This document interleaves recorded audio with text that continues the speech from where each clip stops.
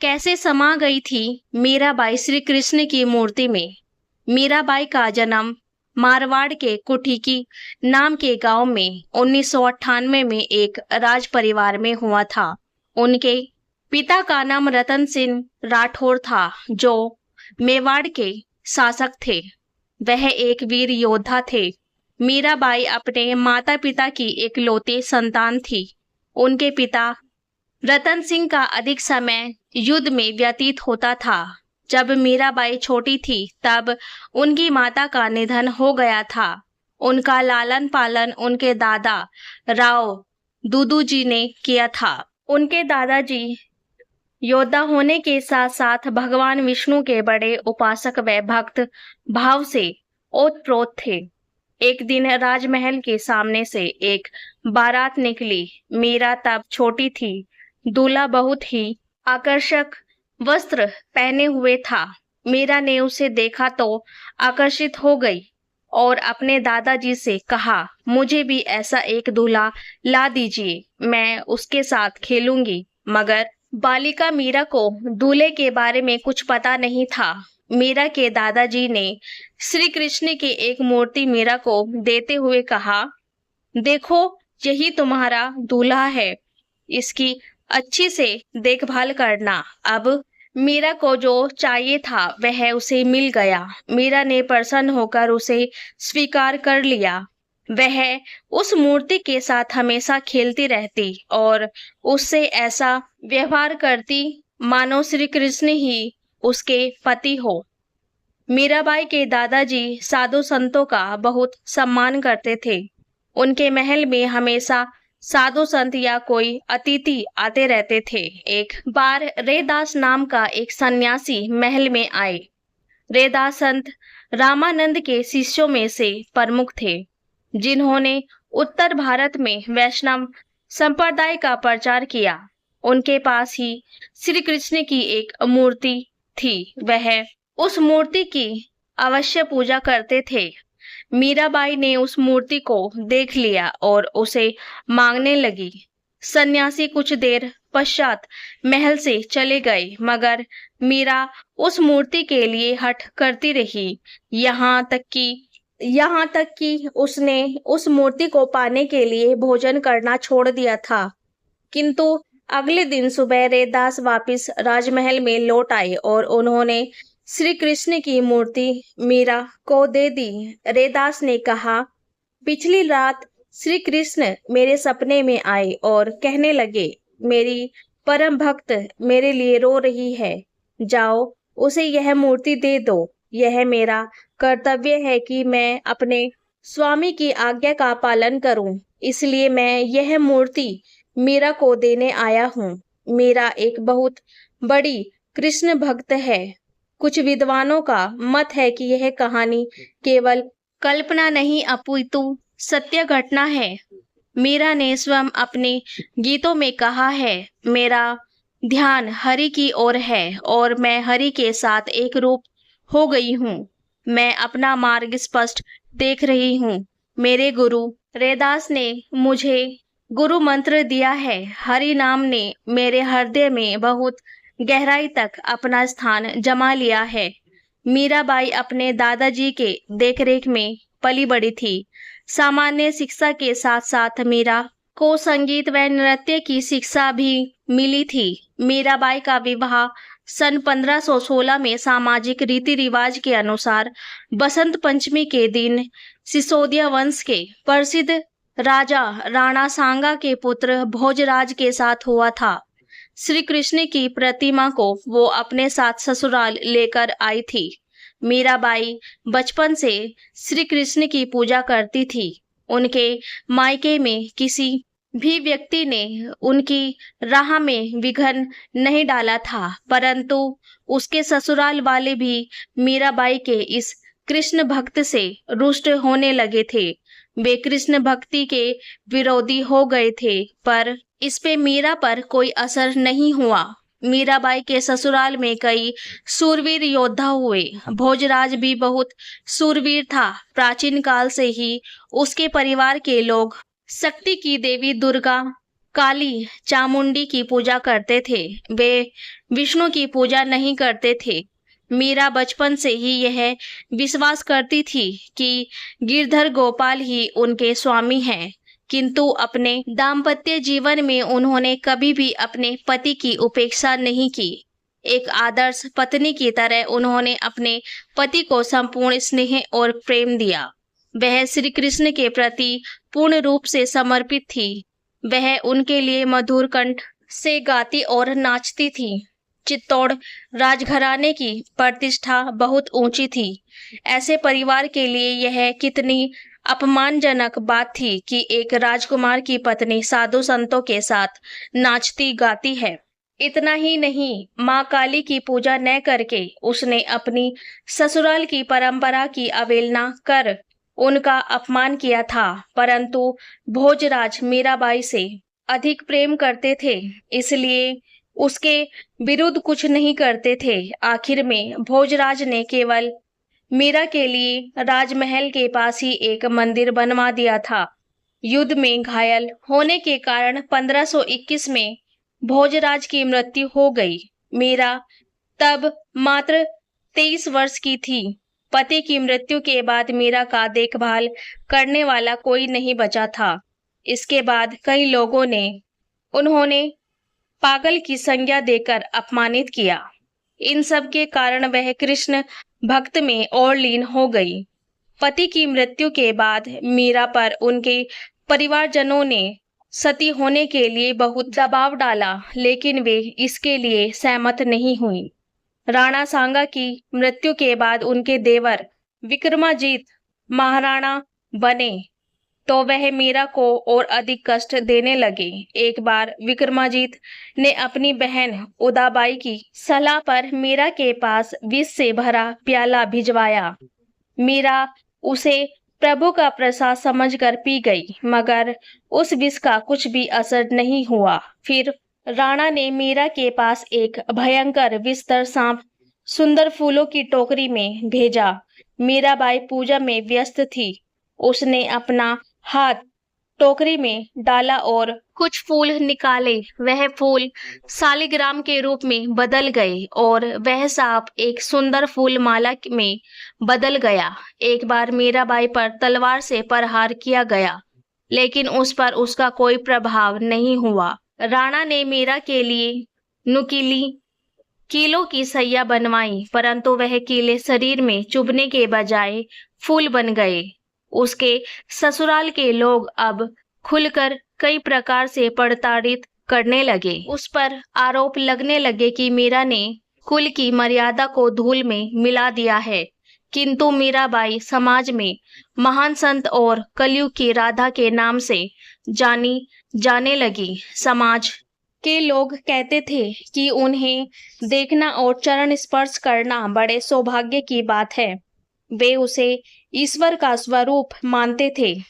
राणा ने कभी मीराबाई को प्रत्यक्ष रूप से मारने का साहस नहीं किया। उसे भय था कि स्त्री को मारने से पाप लगता है। जब मीराबाई को मारने में राणा असफल रहे, तब वे मीरा को अपशब्द कहने लगे और कहा, यह नीच महिला स्वयं डूबकर मर क्यों नहीं जाती।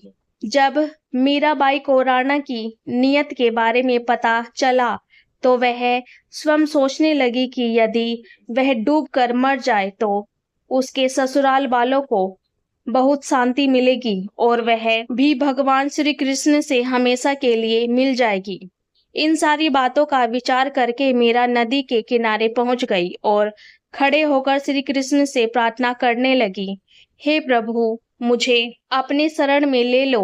और इसके बाद वो नदी में कूदने जा ही रही थी कि एक आवाज ने उसे रोक लिया। वह आवाज मीरा को कहने लगी कि स्वयं को मारना बहुत बड़ा पाप है, ऐसा मत करो, तुम वृंदावन चली जाओ। धीरे धीरे संसार से उनका मोह भंग हो गया। कष्टों और अत्याचारों के कारण मीरा ने अपना परिवार त्याग दिया। बहुत दिनों तक वृंदावन में सत्संग करने के बाद वह द्वारिका चली गई, जहां भजन कीर्तन में अपना पूरा समय लगाया। वह हर समय श्री कृष्ण के बारे में सोचती थी।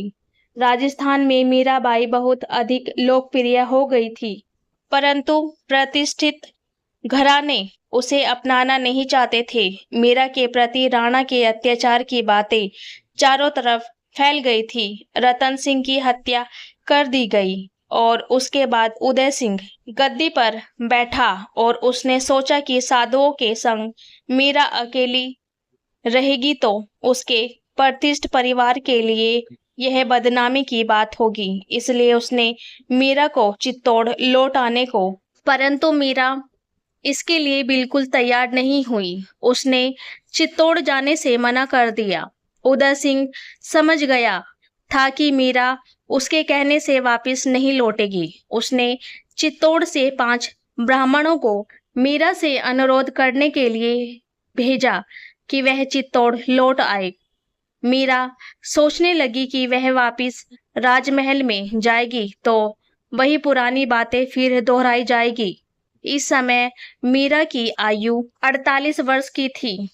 उसके पति के निधन को 25 वर्ष हो गए थे, परंतु उसका परिवार अभी भी उसकी हत्या करने का प्रयास कर रहा था। इसलिए मीराबाई अपनी प्राण रक्षा हेतु उन सबसे दूर द्वारिका चली गई।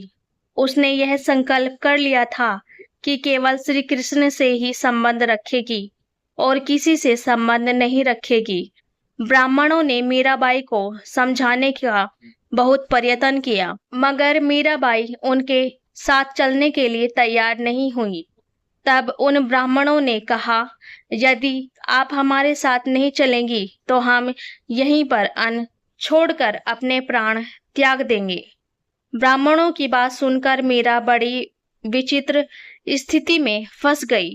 वह नहीं चाहती थी कि इन ब्राह्मणों की मृत्यु मेरे कारण हो।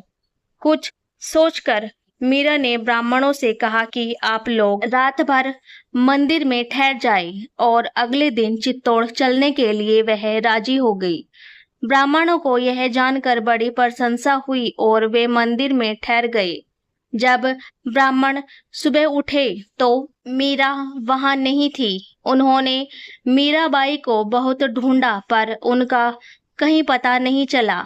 मीरा तो नहीं मिली, किंतु उनकी साड़ी श्री कृष्ण जी की मूर्ति पर मिली। वह मूर्ति में समा गई थी। उनके भक्तों ने यह निष्कर्ष निकाला कि शायद वह अपने प्रिय परमेश्वर गिरधर से जा मिली है।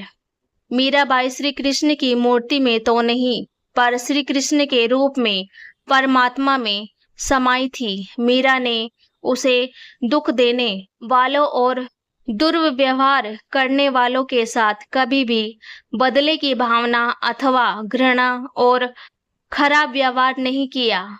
उसके प्राणदायक व करुणा में जीवन चरित्र से ऐसी प्राप्ति होती है कि एक भक्त अपने परिवार के लिए हर प्रकार की कठिनाइयों को शांत रहकर सह सकता है। यदि आपको यह कृष्ण भक्त मीराबाई की कहानी अच्छी लगी हो तो प्लीज इस चैनल को लाइक और सब्सक्राइब कीजिए।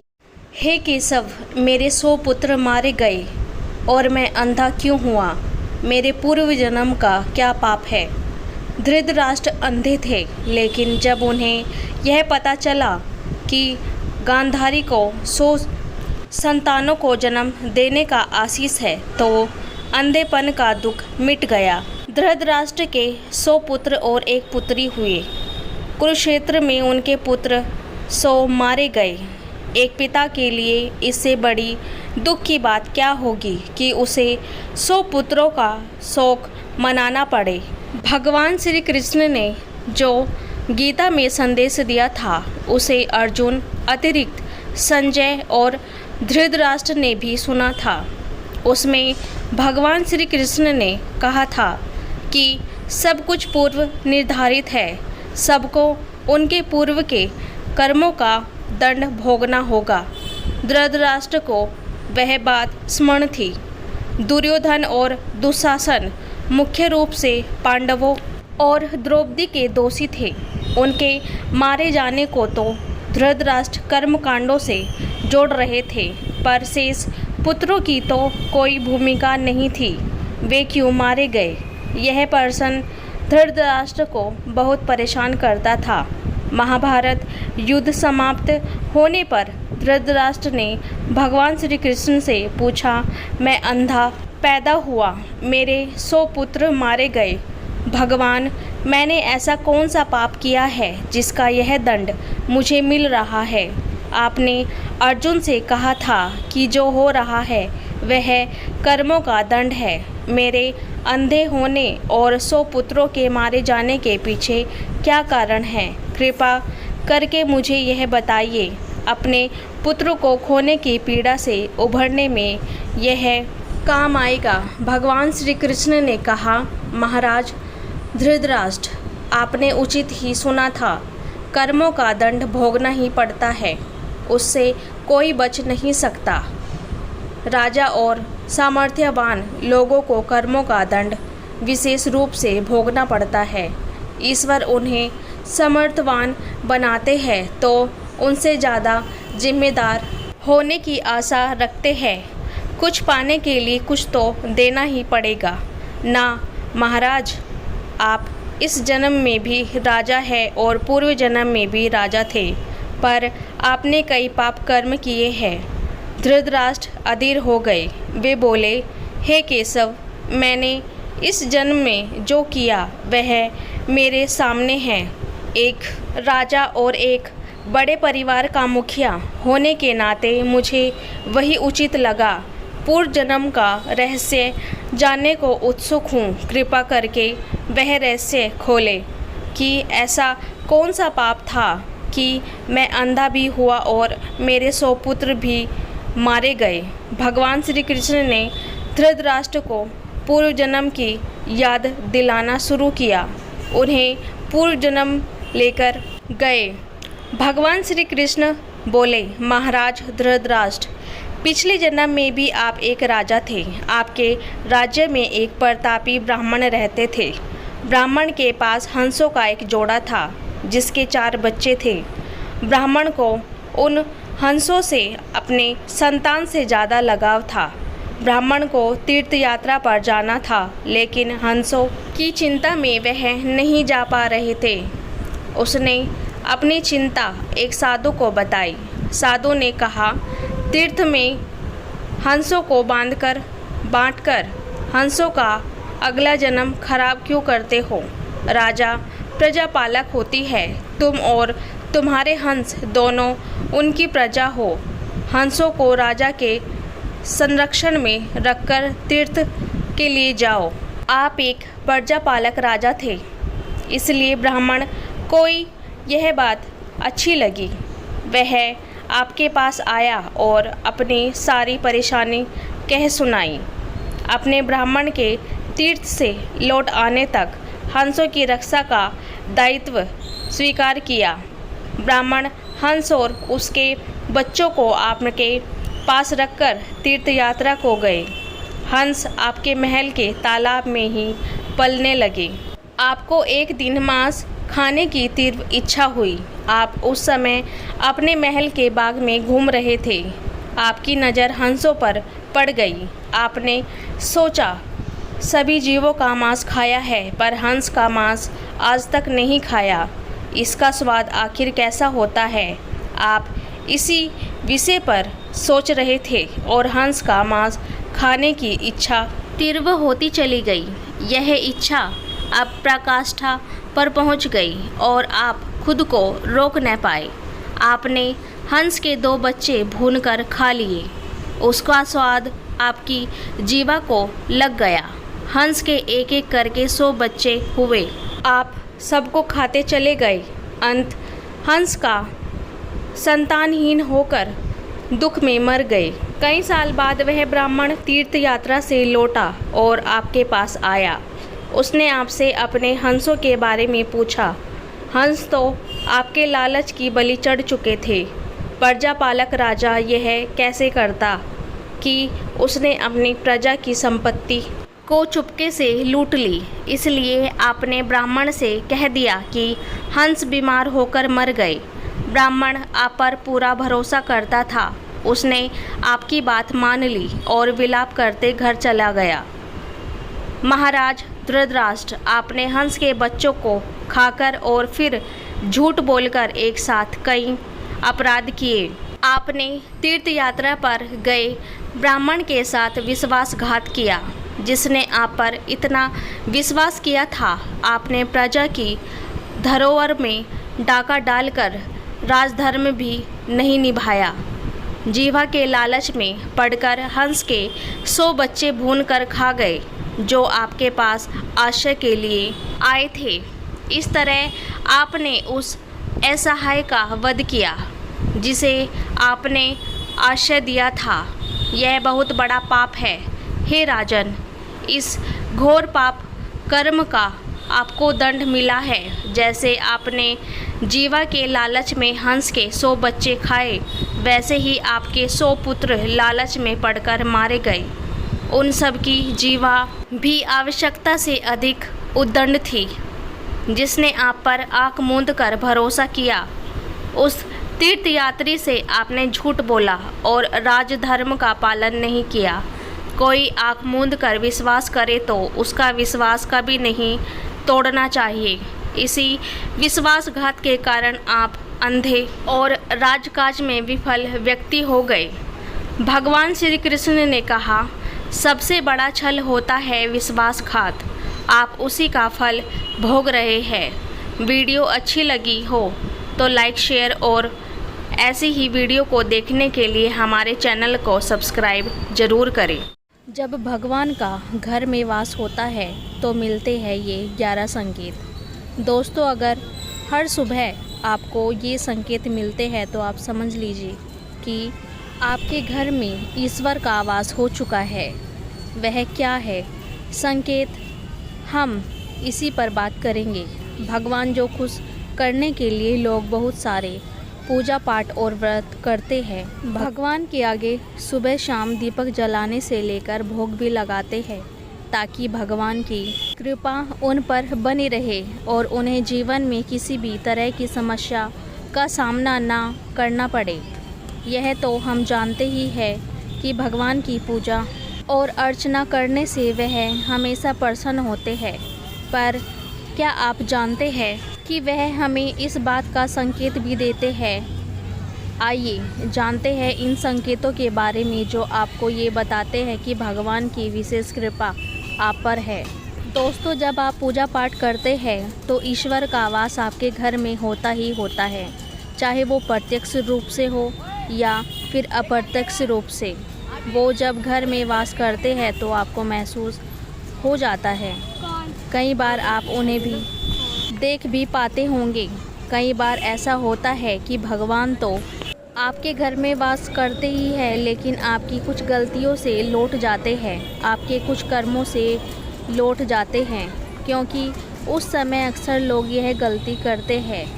वो कभी पूजा पाठ करते हैं और फिर छोड़ देते हैं, फिर कुछ दिन बाद पूजा करते हैं, उसे छोड़ देते हैं। तो ये सब सही नहीं होता, इससे ईश्वर चले जाते हैं। यह आपको कभी नहीं करना चाहिए। बहुत से लोग ऐसा भी होता है जिनके घर में ईश्वर तो वास करते हैं, लेकिन उन्हें स्वयं इस बात का पता नहीं होता और वो स्वयं उनका अपमान करके उन्हें वापस भेज देते हैं, ये कहकर कि मैं ईश्वर की पूजा तो रोज़ करता हूँ, लेकिन तब भी ईश्वर मुझे क्यों नहीं दिखते।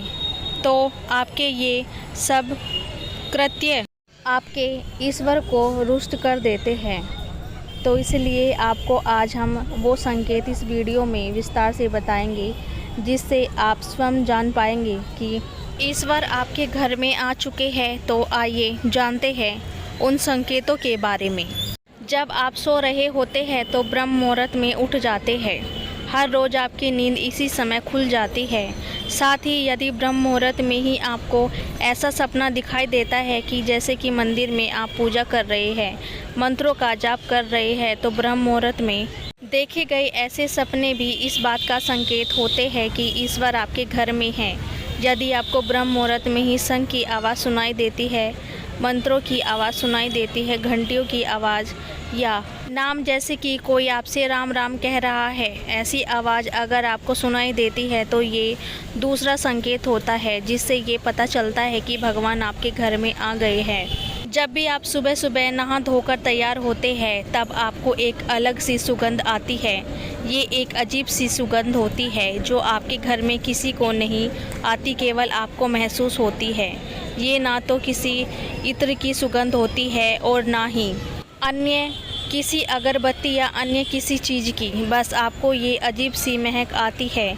ये सुगंध आपके मंदिर घर में से आती है। जब वो घर में जिस जगह होती है वही आपको ये महक आती है, और जितना आप अपने घर के मंदिर के पास जाते हैं उतनी आपको महक ज़्यादा आती है। दोस्तों, ये महक देवी देवताओं की होती है, जिससे आपको पता चलता है कि ईश्वर आपके घर में वास कर चुके हैं। अब जो नकारात्मक ऊर्जा होती है, जब इनका घर में आगमन होता है तो आपको घर के भीतर दुर्गंध आने लगती है, लेकिन जब ईश्वर का वास होता है, सकारात्मक ऊर्जा का प्रवेश होता है, तो आपको सुगंध आने लगती है। ये महक बहुत ही अच्छी होती है, प्यारी सी होती है, मीठी सी होती है, जो आपका मन पूरी तरह मोह लेती है। जब भी आप पूजा करने जाते हैं तब उसी समय यदि कोई जीव यानी कि कुत्ता, बिल्ली, गाय या फिर अन्य कोई भी व्यक्ति, भिक्षु आपके द्वार पर आ जाता है और ये आपके साथ हफ्ते में 3-4 बार लगातार हो रहा है कि आपके पूजा करते समय में ही वो आ रहे हैं, तो इसका मतलब है कि ईश्वर आपके घर में दस्तक दे रहे हैं, उनका आगमन हो रहा है। क्योंकि जो गाय होती है वो भी माता का स्वरूप होती है, कुत्ता भी भैरव बाबा का प्रतीक माना जाता है, या फिर कोई याचक आता है तो वो भी ईश्वर के किसी न किसी रूप में आ रहा है। तो हमें कभी भी उन्हें भगाना नहीं चाहिए, बल्कि उन्हें संतुष्ट करना चाहिए, अर्थात उन्हें भोजन करवाना चाहिए, उन्हें सम्मान देना चाहिए। पैसे या अन्य किसी चीज़ का दान करना अलग बात है, लेकिन सबसे बड़ा दान भोजन का, पानी का माना जाता है। अगर आपको रात में नींद के दौरान बार बार सपने आते हैं और सपनों में मंदिर, भगवान की मूर्ति या फ़ोटो दिखाई देती है, तो इसका मतलब है कि आप पर भगवान की कृपा बनी हुई है। कई बार ऐसा होता है कि आप किसी चीज़ को लेने के लिए आगे बढ़ते हैं, लेकिन लेते वक्त आपके मन में उसे लेकर कुछ संशय आ जाता है। सब कुछ ठीक होने के बाद भी कुछ ऐसा होता है कि हमें उस फैसले को लेने से मन रोकता है। इसका मतलब यह माना जाता है कि आपके साथ किसी दिव्य शक्ति का आशीर्वाद है। जिन लोगों पर भगवान की कृपा होती है, वह अमीर हो या गरीब, उन्हें हर जगह सम्मान मिलता है। अगर किसी को कम मेहनत करने पर भी सफलता हासिल होती है तो भगवान की कृपा की निशानी है। भगवान उन्हें हर परेशानियों से बचा लेते हैं। जिन लोगों से भगवान खुश रहते हैं, वह हर परिस्थिति में खुश रहते हैं। उनके जीवन में भले ही कितने दुख क्यों न हों, वे हमेशा खुश ही रहते हैं। उन्हें कभी भी किसी भी परेशानियों से डर नहीं लगता। वह हर मुसीबत को आसानी से पार कर लेते हैं। उल्लू दिखना है शुभ। हिंदू धर्म में उल्लू को काफ़ी अहम दर्जा दिया गया है। उल्लू को माता लक्ष्मी का वाहन माना जाता है। लिहाजा यदि आपको कहीं उल्लू दिखाई दे तो यह एक बेहद ही शुभ संकेत माना जाता है। किसी भी जगह अचानक उल्लू दिख जाए तो समझ लीजिए कि जल्द ही माँ लक्ष्मी आपके घर में पधारने जा रही हैं। खान पान में आने लगता है बदलाव। माँ लक्ष्मी जिस घर में भी आती है, उस घर में लोगों के खान पान की आदतें बदलने लगती है। कहा जाता है कि ऐसे घरों में लोगों को भूख कम लगती है। ख़ास बात यह है कि ऐसे लोगों को कम खाना भी पर्याप्त लगने लगता है। इसके अलावा ऐसे घरों में लोग नशा और मांसाहार से भी दूरी बनाते हैं। धन की देवी माँ लक्ष्मी को साफ सफाई बहुत पसंद है। जिन घरों में साफ सफाई होती है, माता लक्ष्मी उसी घर में वास करती है।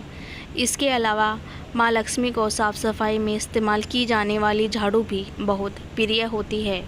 कहा जाता है कि सुबह के समय कहीं जाते हुए यदि आपको कोई घर के बाहर झाड़ू लगाता हुआ दिख जाए तो ये बहुत ही शुभ संकेत होता है। शंख की आवाज़ देती है शुभ संकेत। हिंदू धर्म में शंख को एक अहम स्थान दिया गया है। इतना ही नहीं, शंख की आवाज़ भी काफ़ी शुभ मानी जाती है। इसलिए किसी भी शुभ अवसर पर होने वाली पूजा पाठ में शंख बजाया जाता है। यदि सुबह उठने के बाद आपको शंख की आवाज़ सुनाई दे तो ये एक शुभ संकेत होता है। माना जाता है कि सुबह उठने के बाद शंख की आवाज़ सुनाई देना आपके घर में माँ लक्ष्मी के आगमन का संकेत देते हैं। यदि आपको लगातार 3 दिनों तक घर से निकलते समय नीलकंठ पक्षी दिखाई दे तो समझ जाइए कि भगवान ने आपकी सुन ली है। आपकी जल्द ही कोई बड़ी मनोकामना पूरी होने वाली है। नीलकंठ पक्षी का दिखना महादेव की कृपा होने का इशारा है।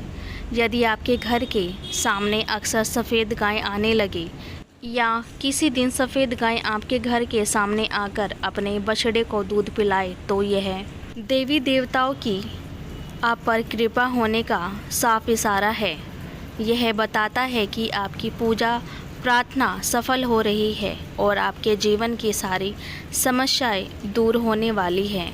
भगवान आपके सारे कष्ट को पूरे दिन ख़त्म करने वाला है। यदि घर के मुख्य द्वार के आसपास चिड़िया घोंसला बना ले तो यह बहुत ही शुभ संकेत होता है। यह इस बात का प्रमाण है कि आपकी पूजा सफल हो गई है। संसार में सबसे बड़ी शक्ति कौन सी है जो मृत्यु को भी हरा देती है? प्राचीन समय की बात है। एक गांव के बाहर भगवान शिव का मंदिर था। उसके सामने ही एक बरगद का विशाल पेड़ था। उस पेड़ पर एक चकवा और चकवी रहते थे।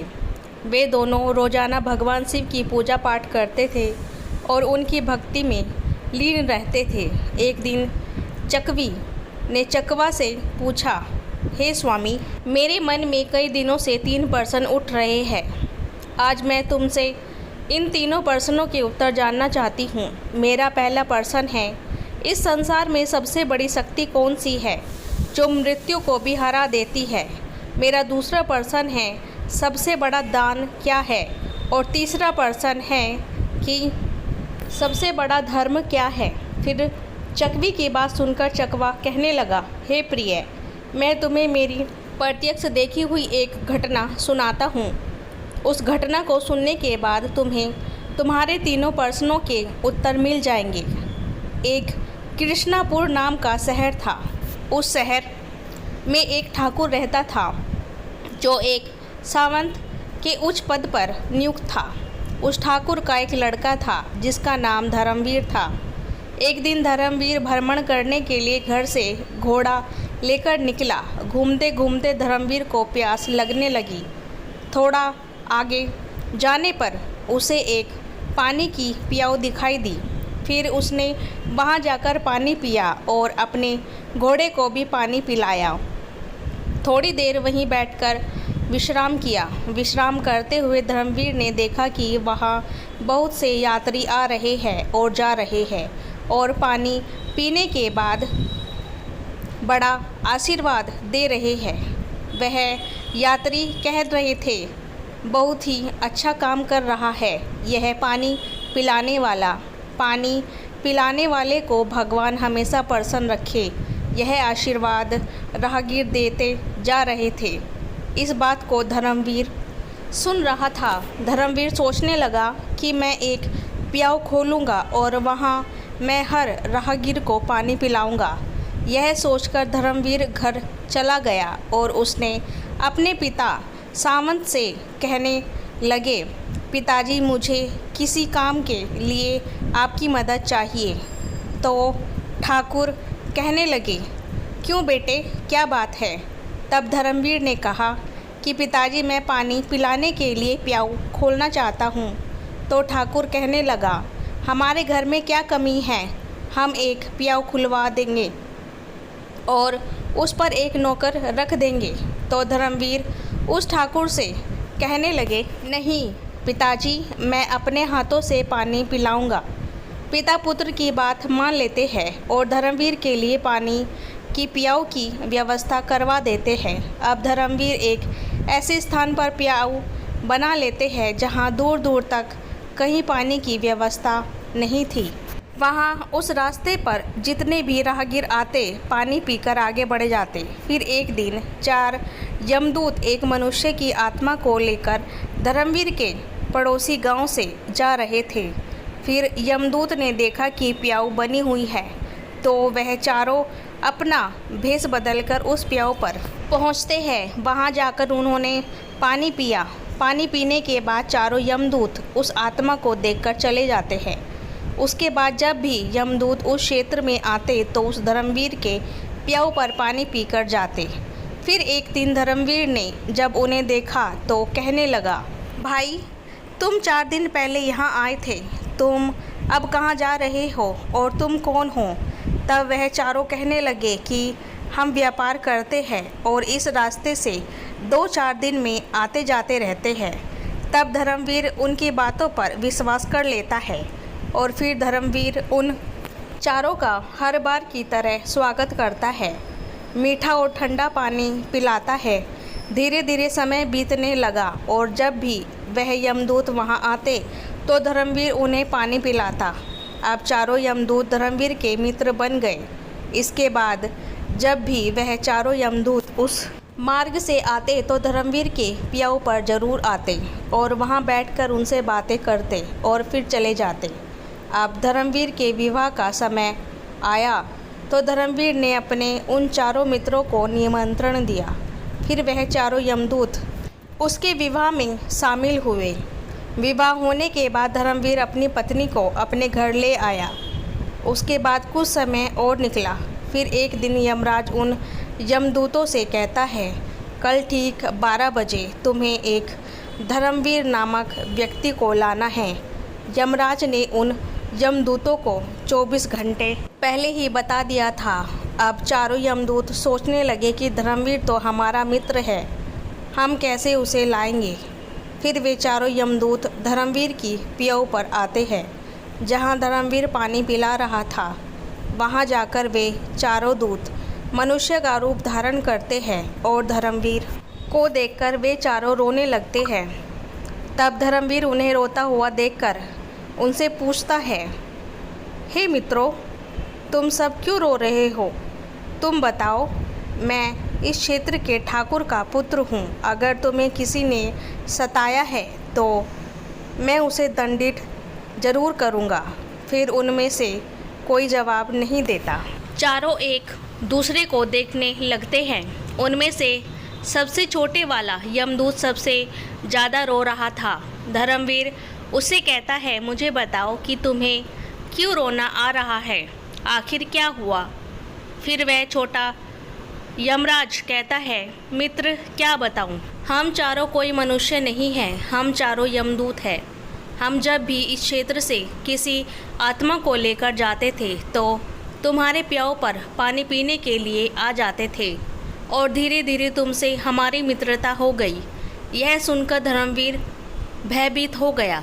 फिर सबसे छोटा यमदूत बोलने लगा कि 12 बजे तुम मृत्यु को प्राप्त हो जाओगे। हमारी मित्रता के मोह के कारण ही हम रो रहे हैं। यमराज ने हमें आज्ञा दी है कि मैं सर्प बनकर तुम्हारे सर पर डसूंगा और यह जो 3 मेरे भाई हैं यह तुम्हारे प्राणों को लेकर चले आएंगे। फिर धर्मवीर कहने लगा, मित्र, जब मेरी मृत्यु का समय आ ही चुका है तो तुम्हारे रोने का क्या लाभ? इसमें भला तुम भी क्या कर सकते हो? मैं मृत्यु से नहीं डरता, मैं तुम्हारे साथ चलने के लिए तैयार हूँ।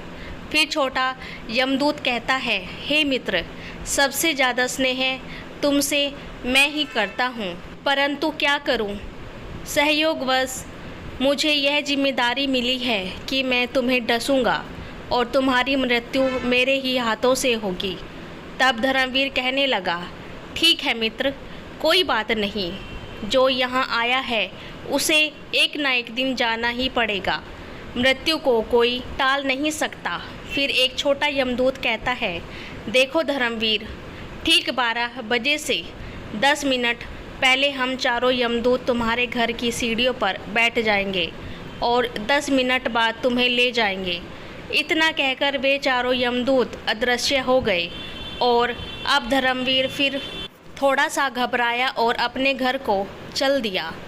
उसने रात को वह बात अपनी पत्नी से नहीं बताई और इंतज़ार करने लगा कि कब 12 बजेंगे, और जब 12 बजने का समय नज़दीक आया तो वह छोटा यमदूत सर्प का रूप धारण कर लेता है और सीढ़ियों पर जाकर बैठ जाता है।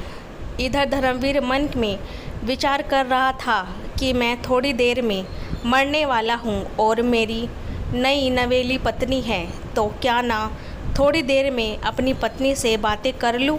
और यह सोचकर वह ऊपर के कमरे में जाने लगता है। अब उसे ऊपर जाने के लिए सीढ़ियों से होकर जाना था जिस पर वह सर्प बैठा हुआ था। जब धर्मवीर ने सर्प को बैठे हुए देखा तो धर्मवीर उसे पहचान गया और उसने कहा, हे मित्र, तुम मुझे डस लो, मैं कहीं नहीं जा रहा हूँ। तभी सर्प कहता है, मित्र, मैं तुम्हें ज़रूर डसूँगा, पर जब 12 बजने में 10 मिनट शेष रह जाएगा तभी मैं डसूँगा। जब सर्प और धर्मवीर आपस में बातें कर रहे थे तो धर्मवीर की पत्नी उन्हें देख रही थी और उनकी बातें सुन रही थी। धर्मवीर की पत्नी एक पवित्रता नारी थी। उसका पत्नी व्रत धर्म उजागर हो गया और वह ईश्वर से प्रार्थना करने लगी, हे ईश्वर, मेरे विवाह को अभी 10 दिन का समय भी नहीं हुआ है और यह क्या घटित होने जा रहा है। फिर चकवा कहता है, हे चकवी, वह एक राजपुत्र की पुत्रवधू थी। वह 36 प्रकार के व्यंजन भोजन में बनाई थी। फिर चकवा चकवी से कहता है, उस शहर में एक बहुत ही गरीब व्यक्ति रहता था और उस गरीब की एक लड़की थी जो महीने की गर्भवती विधवा थी। वह अपने गरीब पति के घर में रहती थी क्योंकि उसके ससुराल में उसके पति के मरने के बाद उसका कोई सहारा नहीं था। और जिस दिन धर्मवीर को वह सर्प डसने वाला था उसी दिन उस लड़की के गर्भ से एक नवजात शिशु पैदा हुआ था। वह लड़की जिसका प्रसव हुआ था उसे बहुत ज़ोर से भूख लगने लगी तो वह लड़की अपने माता पिता से कहने लगी, मुझे बहुत तेज़ भूख लग रही है, मुझे कुछ खाने को दीजिए। तो पिता कहने लगा, बेटी, मेरे पास खाने के लिए कुछ भी नहीं है, मैं तुम्हें भला क्या दे सकता हूँ। ऐसे में वह लड़की बोली, यदि तुम मुझे खाने को नहीं दोगे तो यह जो बच्चा मेरे गर्भ में पैदा हुआ है मैं इसे ही खा जाऊंगी। फिर चकवा कहता है, हे चकवी, प्रस्तुति के समय भी भूख बहुत ही तेज होती है। जब उस गरीब व्यक्ति ने यह बात लड़की के मुंह से सुनी कि मैं इस बच्चे को खा जाऊंगी तो वह पिता कहने लगा कि बेटी, तुम रुको, मैं जाता हूँ, अगर कोई कुछ देगा तो मैं खाने के लिए अवश्य लेकर आऊँगा।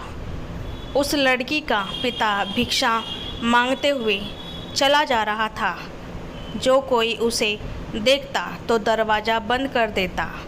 इस प्रकार चलते हुए वह व्यक्ति उसी ठाकुर के महल के पास आया जहाँ पर धर्मवीर से काल सर्प बनकर बातें कर रहा था और उसकी पत्नी छत से उसे देख रही थी और ईश्वर से प्रार्थना कर रही थी।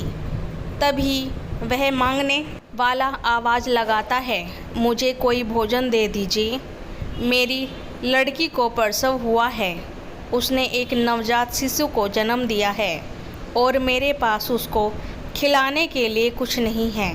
वह नवजात शिशु को ही खाना बनाकर खा जाएगी। जब यह बात धर्मवीर की पत्नी ने सुनी तो वह सोचने लगी कि कुछ समय बाद मेरा पति मर जाएगा और मैं विधवा हो जाऊंगी और मुझे अपने पति के साथ सती होना पड़ेगा, तो यह भोजन किस काम का। जो मैंने बनाया है इस भोजन को मैं इस भिखारी को दे देती हूँ। फिर उसने वह भोजन उस गरीब व्यक्ति को दे दिया।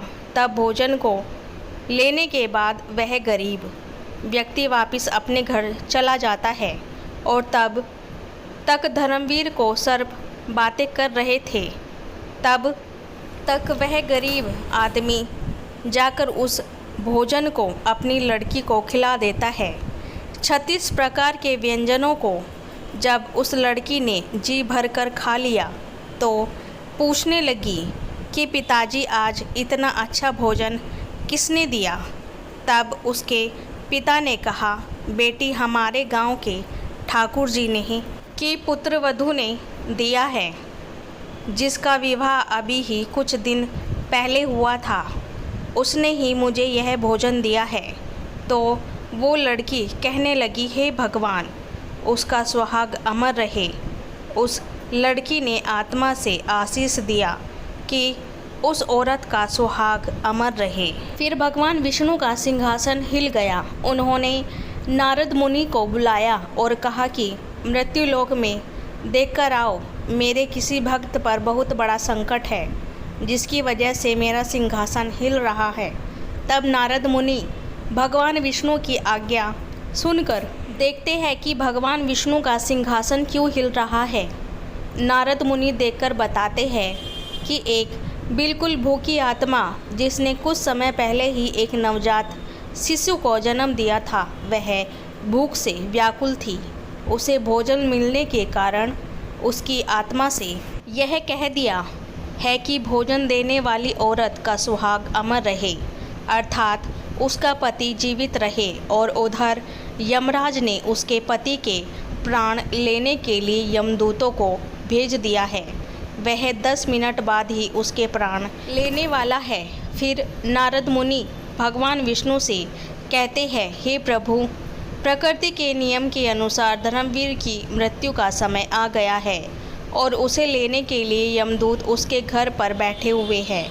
और उधर एक दिव्य आत्मा ने अपनी संपूर्ण शक्ति से धर्मवीर की पत्नी को आशीष दे दिया कि उस औरत का सुहाग अमर रहे।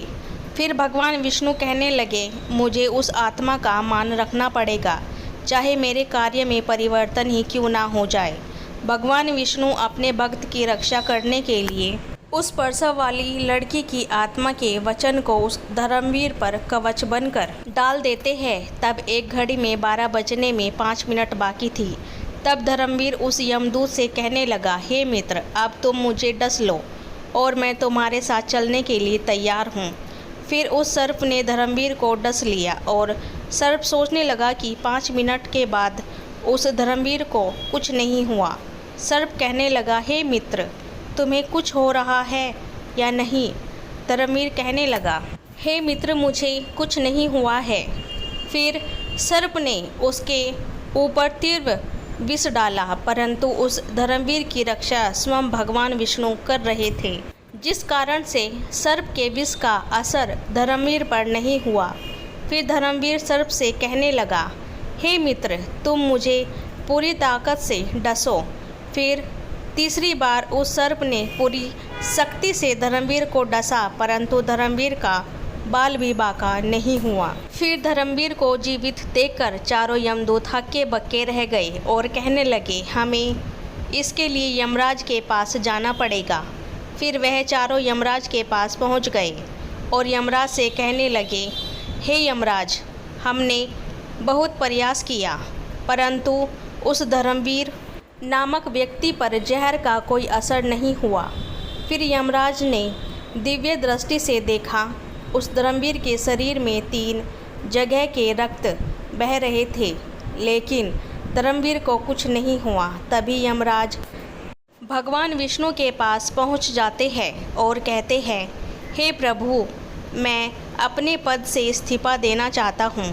भगवान विष्णु कहने लगे, क्यों, क्या हुआ? तब यमराज कहने लगे कि प्रभु, प्रकृति के नियम में परिवर्तन हो गया। जिस व्यक्ति की मृत्यु का समय आया था वह व्यक्ति 3 बार प्रहार करने से भी नहीं मर पाया।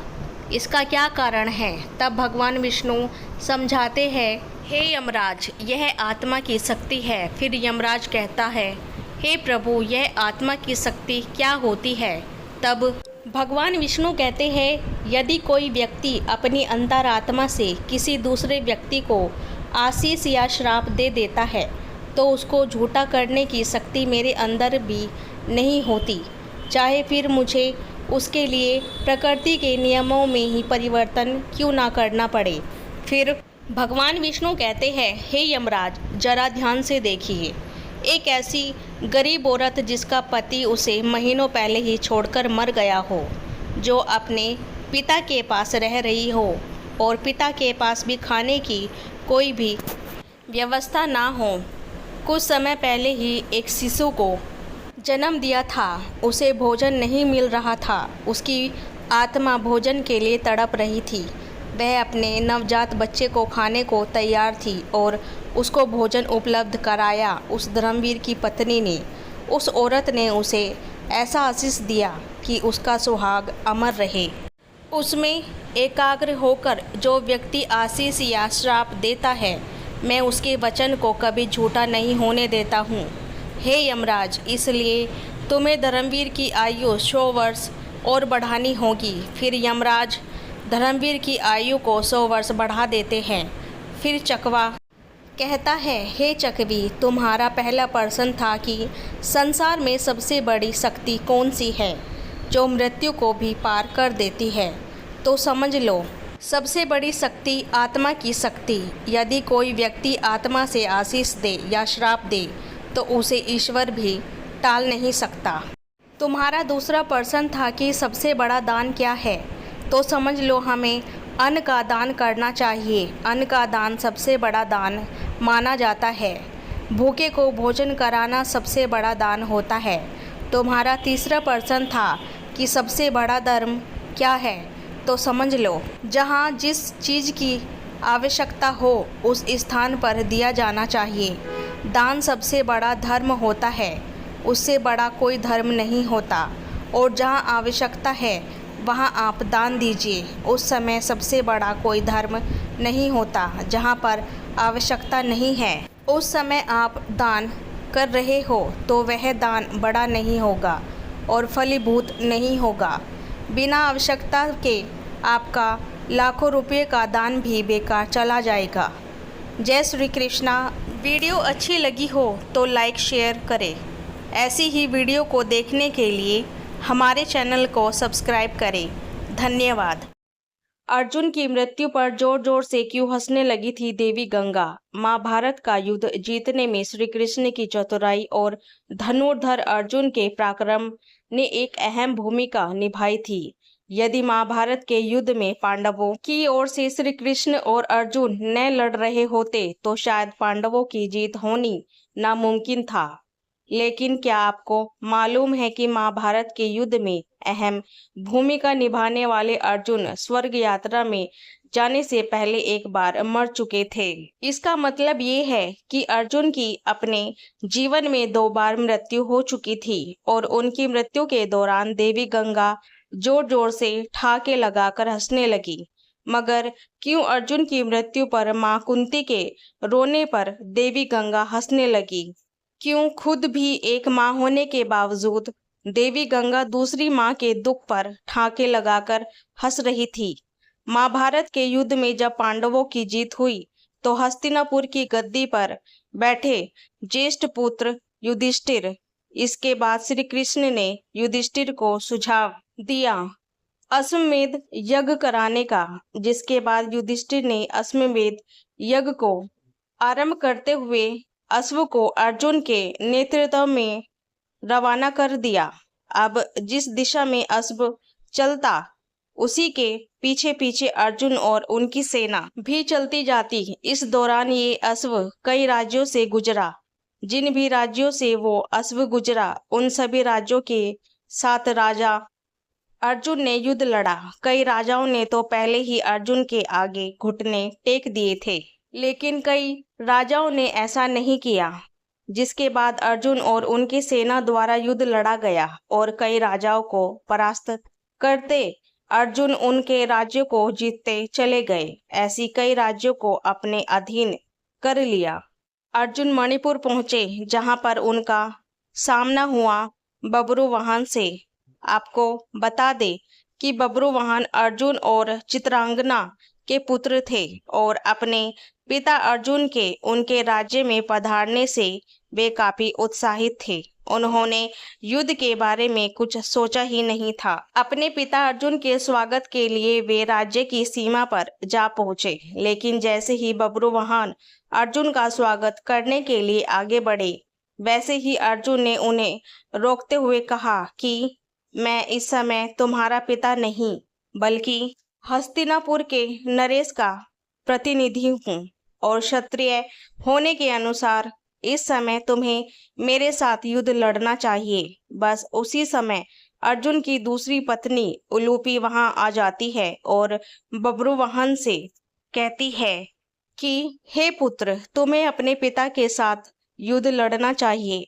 यदि तुम युद्ध नहीं लड़ोगे तो इसमें तुम्हारे पिता का ही अपमान होगा। माता की आज्ञा पाते ही बब्रुवाहन युद्ध के लिए तैयार हो जाता है और अर्जुन और बब्रुवाहन के बीच युद्ध छिड़ जाता है। ये युद्ध काफी समय तक चलता है, मगर इस युद्ध का कोई परिणाम न निकलने के कारण बब्रुवाहन कामाख्या देवी से प्राप्त दिव्य बाण का इस्तेमाल करते हुए अर्जुन पर प्रहार करता है, जिससे अर्जुन का सिर धड़ से अलग हो जाता है और अर्जुन की मृत्यु हो जाती है। साक्षात अर्जुन की मृत्यु देख हस्तिनापुर की सेना सुन्न हो जाती है और इसकी सूचना तुरंत श्री कृष्ण तक और हस्तिनापुर तक पहुंच जाती है।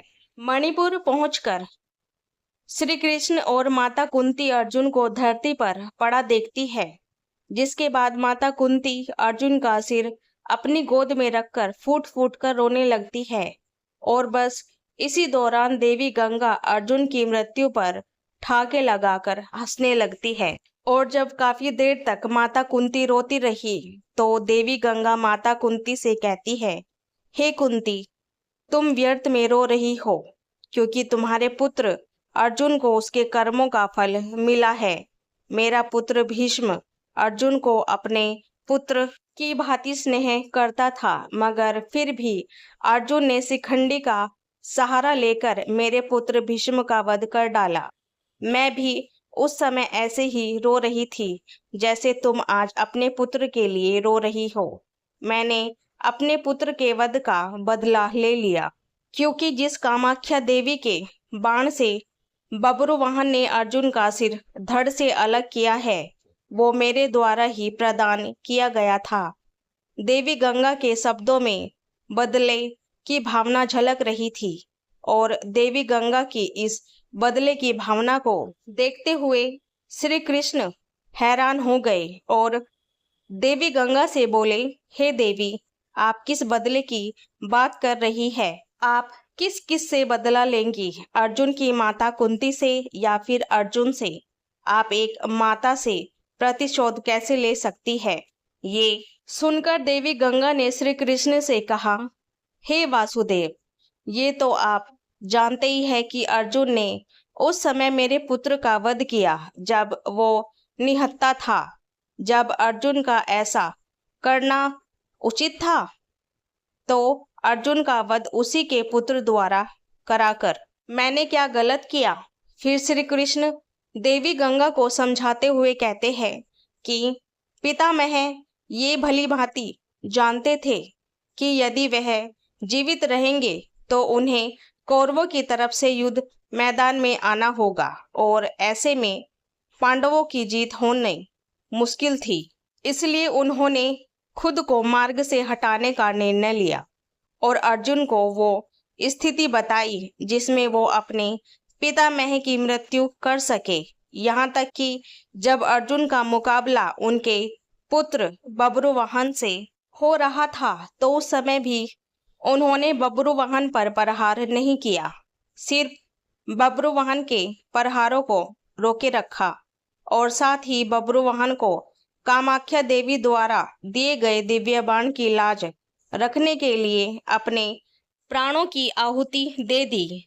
अब श्री कृष्ण द्वारा दिए गए तथ्यों को सुनकर देवी गंगा सोच में पड़ गई और उन्होंने श्री कृष्ण से अर्जुन को पुनः जीवित करने का मार्ग पूछा, जिसके बाद श्री कृष्ण देवी गंगा को उनकी प्रतिज्ञा वापस लेने को कहते हैं। जिसके बाद देवी गंगा ने अपनी प्रतिज्ञा वापस ली और अर्जुन का सिर धड़ से जोड़ दिया, मगर अब भी अर्जुन के प्राण वापस न आए थे।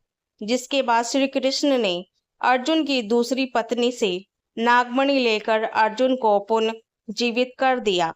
महाभारत में धर्म युद्ध को जीतने के लिए जिन योद्धाओं का मारना बेहद आवश्यक था, उनमें से एक योद्धा थे भीष्म पितामह, जिसके नेतृत्व में कौरवों का हारना नामुमकिन था, लेकिन उन्हें मारना भी असंभव था क्योंकि उन्हें वरदान प्राप्त था। इसलिए श्री कृष्ण को एक षड्यंत्र रचना पड़ा, जिसमें वो शिखंडी को लेकर युद्ध भूमि में आए।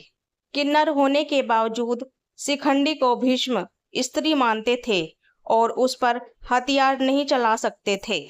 शिखंडी को युद्ध में सामने देख भीष्म पितामह ने अपने हथियार नीचे डाल दिए थे। इसी मौके का फायदा अर्जुन ने उठाया और उसने भीष्म पर तीरों की बरसात कर दी।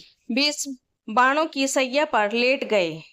अपने पुत्र की यह दुर्गति देख उनकी माता गंगा को बहुत क्रोध आया। वो युद्ध भूमि में प्रकट हुई और उन्होंने अर्जुन को श्राप दे दिया कि उसकी मृत्यु उसके अपने ही पुत्र के हाथों होगी। कुछ समय बाद जब अर्जुन की मृत्यु उसके ही पुत्र बब्रुवाहन के हाथों हुई तो माँ गंगा जोर जोर से हंसने लगी।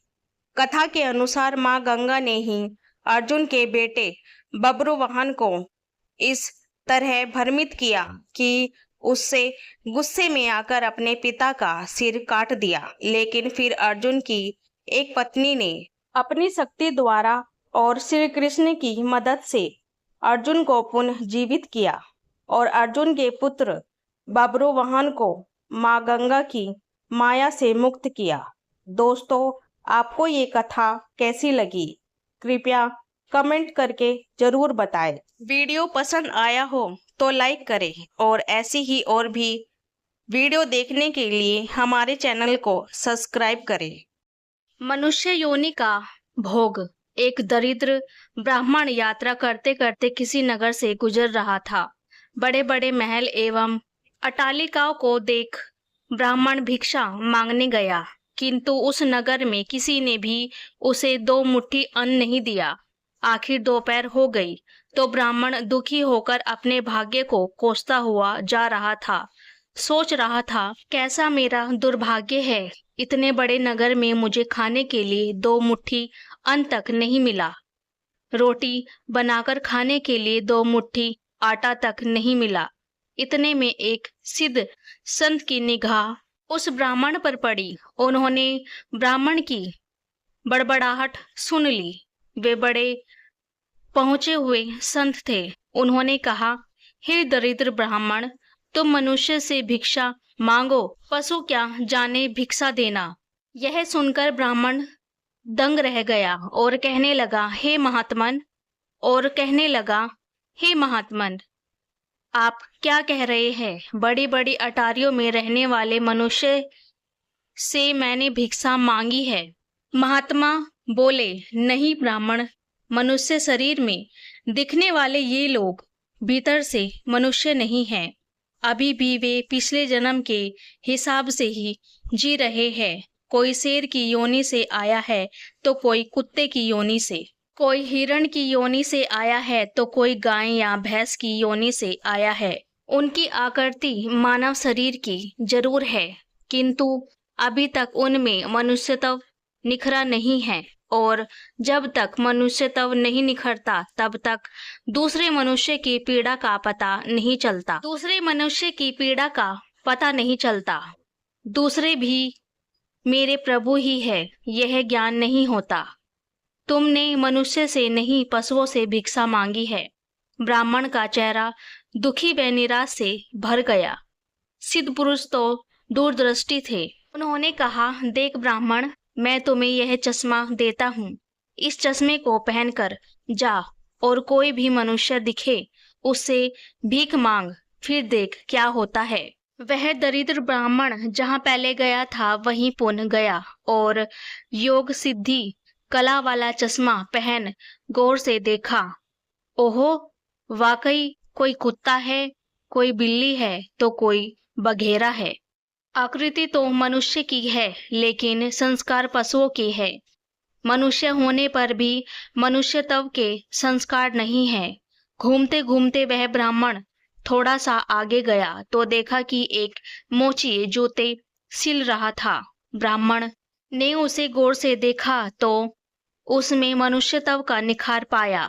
ब्राह्मण ने उसके पास जाकर कहा, भाई, तेरा धंधा तो बहुत हल्का है और मैं हूँ ब्राह्मण। रीति रिवाज एवं कर्म कांड को बड़ी चुस्ती से पालता हूँ। मुझे बड़ी भूख लगी है, इसलिए मैं तुझसे मांगता हूँ, क्योंकि मुझे तुझ में मनुष्यत्व दिखा है। उस मोची की आंखों से टप टप आंसू बहने लगे। हे प्रभु, आप भूखे हैं। हे मेरे भगवान, आप भूखे हैं। इतनी देर आप कहाँ थे? यह कहकर मोची उठा एवं जूते सीलकर टका, आना दो आना वगैरह जो इकट्ठे किए थे उस चिल्लर को लेकर हलवाई की दुकान पर पहुंचा और बोला, हलवाई भाई, मेरे इन भूखे भगवान की सेवा कर लो। ये चिल्लर यहाँ रखता हूँ। जो कुछ भी सब्जी, पराठे, पूरी आदि दे सकते हो वह इन्हें दे दो। मैं अभी जाता हूँ। यह कहकर मोची भागा और घर जाकर अपने हाथ से बनाई हुई एक जोड़ी जूती ले आया एवं चौराहे पर उसे बेचने के लिए खड़ा हो गया। उस राज्य का राजा जूतियों का बड़ा शौकीन था।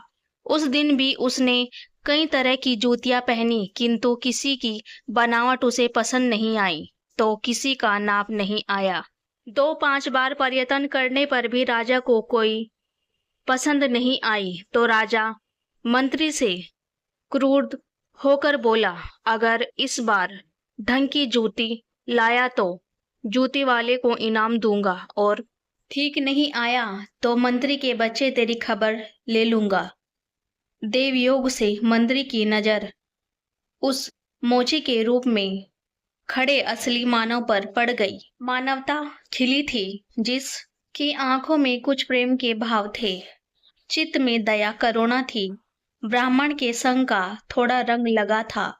मंत्री ने मोची से जूती ले ली एवं राजा के पास ले गया। राजा को वह जूती एकदम फिट आ गई, मानो वह जूती राजा के नाप की ही बनी थी। राजा ने कहा, ऐसी जूती तो मैंने पहली बार ही पहन रहा हूँ। किस मोची ने बनाई है यह जूती? मंत्री बोला, हुजूर, यह मोची बाहर ही खड़ा था। मोची को बुलाया गया। उसको देखकर राजा की मानवता थोड़ी खिली। राजा ने कहा, जूती के तो 5 रुपए होते हैं, किंतु यह 5 रुपए वाली नहीं है, 500 रुपये वाली है।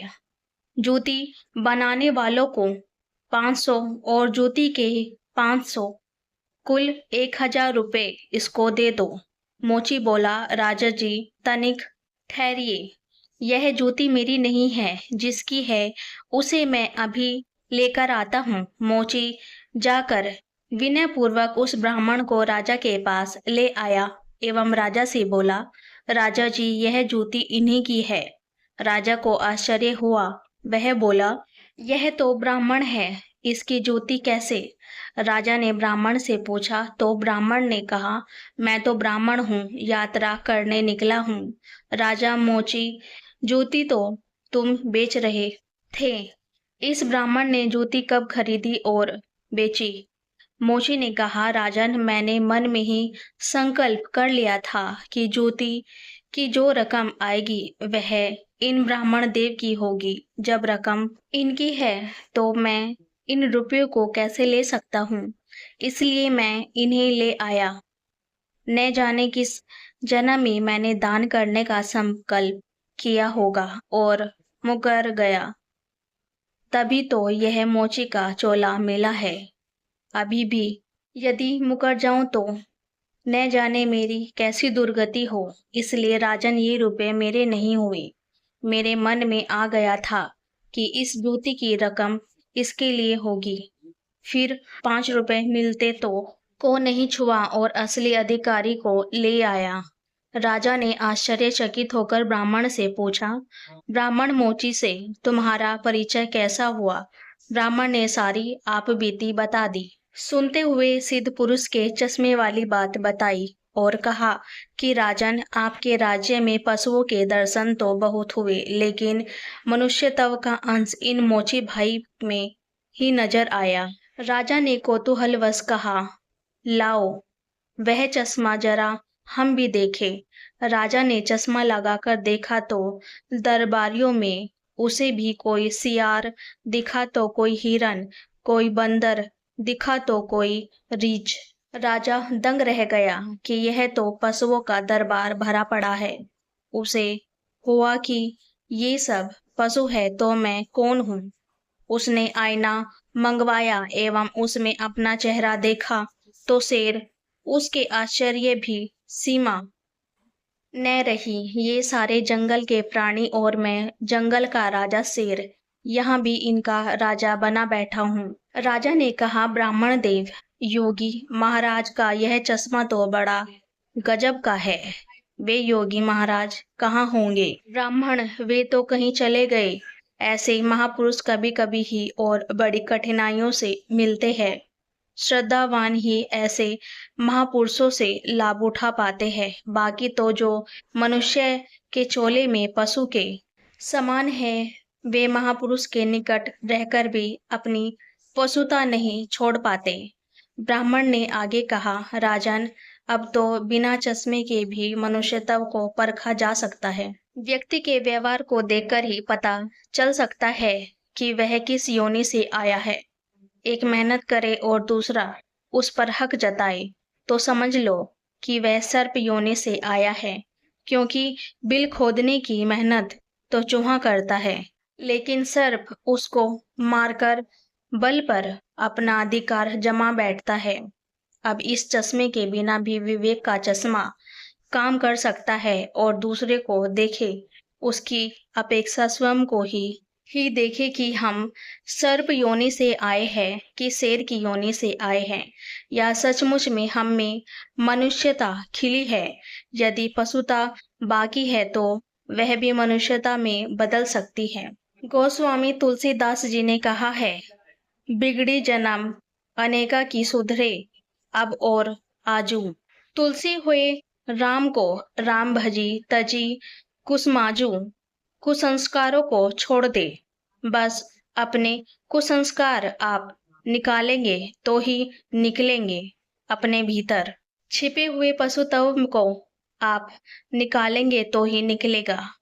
यह भी तब संभव होगा जब आप अपने समय की कीमत समझेंगे। मनुष्य तब आए तो एक एक पल को सार्थक किए बिना आप चुप नहीं बैठेंगे। पशु अपना समय कैसे ही गवाता है। पशुत्व के संस्कार पड़े रहेंगे तो आपका समय बिगड़ेगा। अतः पशुत्व के संस्कारों को आप बाहर निकालिए एवं मनुष्यत्व के संस्कारों को उभारिए। फिर सिद्ध पुरुष का चश्मा नहीं वरन अपने विवेक का चश्मा ही कार्य करेगा, और इस विवेक के चश्मे को पाने की युक्ति मिलती है हरि नाम संस्कृत यानी सत्य का संग व सत्संग से। तो है आत्मा जनों मानवता से जो पूर्ण हो वही मनुष्य कहलाता है। बिन मानवता के मानव भी पशु तुल्य रह जाता है। इसलिए आप जो भी कमा रहे उसमें से कम 2% दान करते रहे। जो सेवा आपको सही लगे उसमें। जय श्री कृष्णा। सावन माह की संपूर्ण जानकारी। 2024 में सावन का महीना कब है और कितने सोमवार पड़ेंगे? सावन की समाप्ति कब है और व्रत का पालन कैसे करें? व्रत में कौन सी चीजें नहीं खानी चाहिए और एक ऐसा उपाय हम इस वीडियो में आपको बताएंगे जिससे आपकी भोले बाबा की कृपा से 7 जन्मों की परेशानी भी दूर हो जाएगी। जानिए सब कुछ इस वीडियो में। सबसे पहले इस वीडियो को लाइक कर लीजिए या कमेंट में हर हर महादेव या फिर ओम नमः शिवाय जरूर लिखिए। सावन का महीना शिव भक्तों के लिए प्यार की सौगात लेकर आता है। यही वह महीना है जिससे हम प्यार का महीना भी कहते हैं। पक्षियों की चहचहाट मधुर संगीत में बदल जाती है। वर्षा ऋतु का आगमन होता है। प्रकृति जलमग्न हो जाती है। शिव भक्त बड़े जोरों शोर के साथ सावन के महीने का बड़ी ही बेसब्री से इंतजार करते हैं। सावन में भगवान शिव देवी पार्वती के साथ धरती पर आकर अपने हर भक्त के घर में वास करते हैं और उनकी सच्ची भक्ति से धन धान्य रहते हैं। सावन का हर एक दिन बहुत ही शुभ माना जाता है। हर दिन पवित्र होता है। हर दिन भगवान शिव की पूजा की जाती है। लेकिन सावन में सोमवार के व्रत की बात ही कुछ अलग होती है। सोमवार का दिन, इस दिन व्रत रखकर संपूर्ण फलों की प्राप्ति करता है और अगले दिन सावन के पवित्र महीने में फिर से सोमवार के व्रत के आने की कामना करते हैं ताकि सावन में हम व्रत का फिर से संपूर्ण पालन और फल प्राप्त कर सके। दोस्तों आपको बता दें, इस बार सावन का महीना 22 जुलाई सोमवार के दिन से शुरू होगा। सावन महीने की समाप्ति होगी 19 अगस्त के दिन और सावन के आखिरी सोमवार के दिन ही 19 अगस्त यानी सोमवार के दिन ही रक्षाबंधन का त्योहार भी मनाया जाएगा। दोस्तों अब जानते हैं सावन के इस पवित्र महीने में कितने सोमवार पड़ेंगे और आपको कितने व्रत रखने हैं। आइए जानते हैं। सावन मास का पहला दिन 22 जुलाई 3 सोमवार से है। पहले ही दिन सावन में सोमवार पड़ने से 4 चांद लग गए हैं। सावन का दूसरा दिन 19 अगस्त को 5वां सोमवार है। ऐसे में कुल मिलाकर 5 सोमवार पड़ेंगे और अंत में 19 अगस्त यानी सोमवार के दिन सावन महासमाप्त हो जाएगा। दोस्तों ऐसे में आइए जानते हैं कि सावन के इस पवित्र महीने में सोमवार व्रत 29 जुलाई दिन सोमवार का है। तीसरा सोमवार का व्रत 5 अगस्त को पड़ेगा। सावन का पवित्र चौथा व्रत 12 अगस्त के दिन पड़ेगा।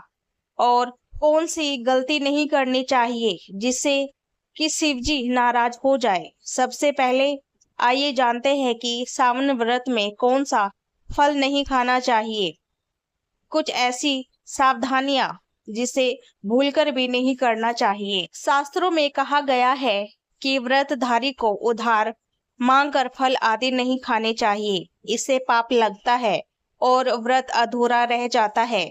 सोमवार का व्रत हो या कोई भी व्रत क्यों न हो, पड़ोसियों से मांगकर भी व्रत आदि में फल वगैरह नहीं खाने चाहिए।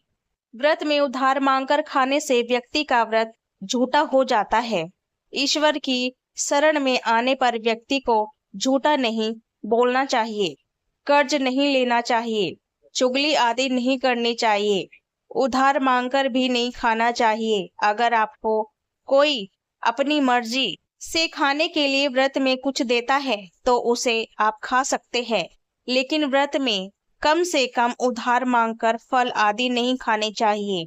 इससे पाप लगता है और व्यक्ति की पवित्रता भंग हो जाती है। सोमवार का व्रत हो या सावन का व्रत, आपको नाशपाती नहीं खानी चाहिए।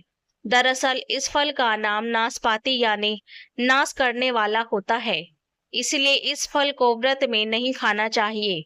व्रत आदि को छोड़कर किसी और दिन आप कभी भी इस फल को खा सकते हैं, लेकिन इस बात का विशेष ध्यान रखें कि जिस दिन आपका व्रत हो उस दिन नाशपाती का सेवन नहीं करना चाहिए। भगवान को भी नाशपाती नहीं चढ़ानी चाहिए। कुट्टू का आटा खाने से भी आपका व्रत टूट सकता है। आपको बता दें, लंबे समय से रखा हुआ आटा आपका व्रत भंग कर सकता है।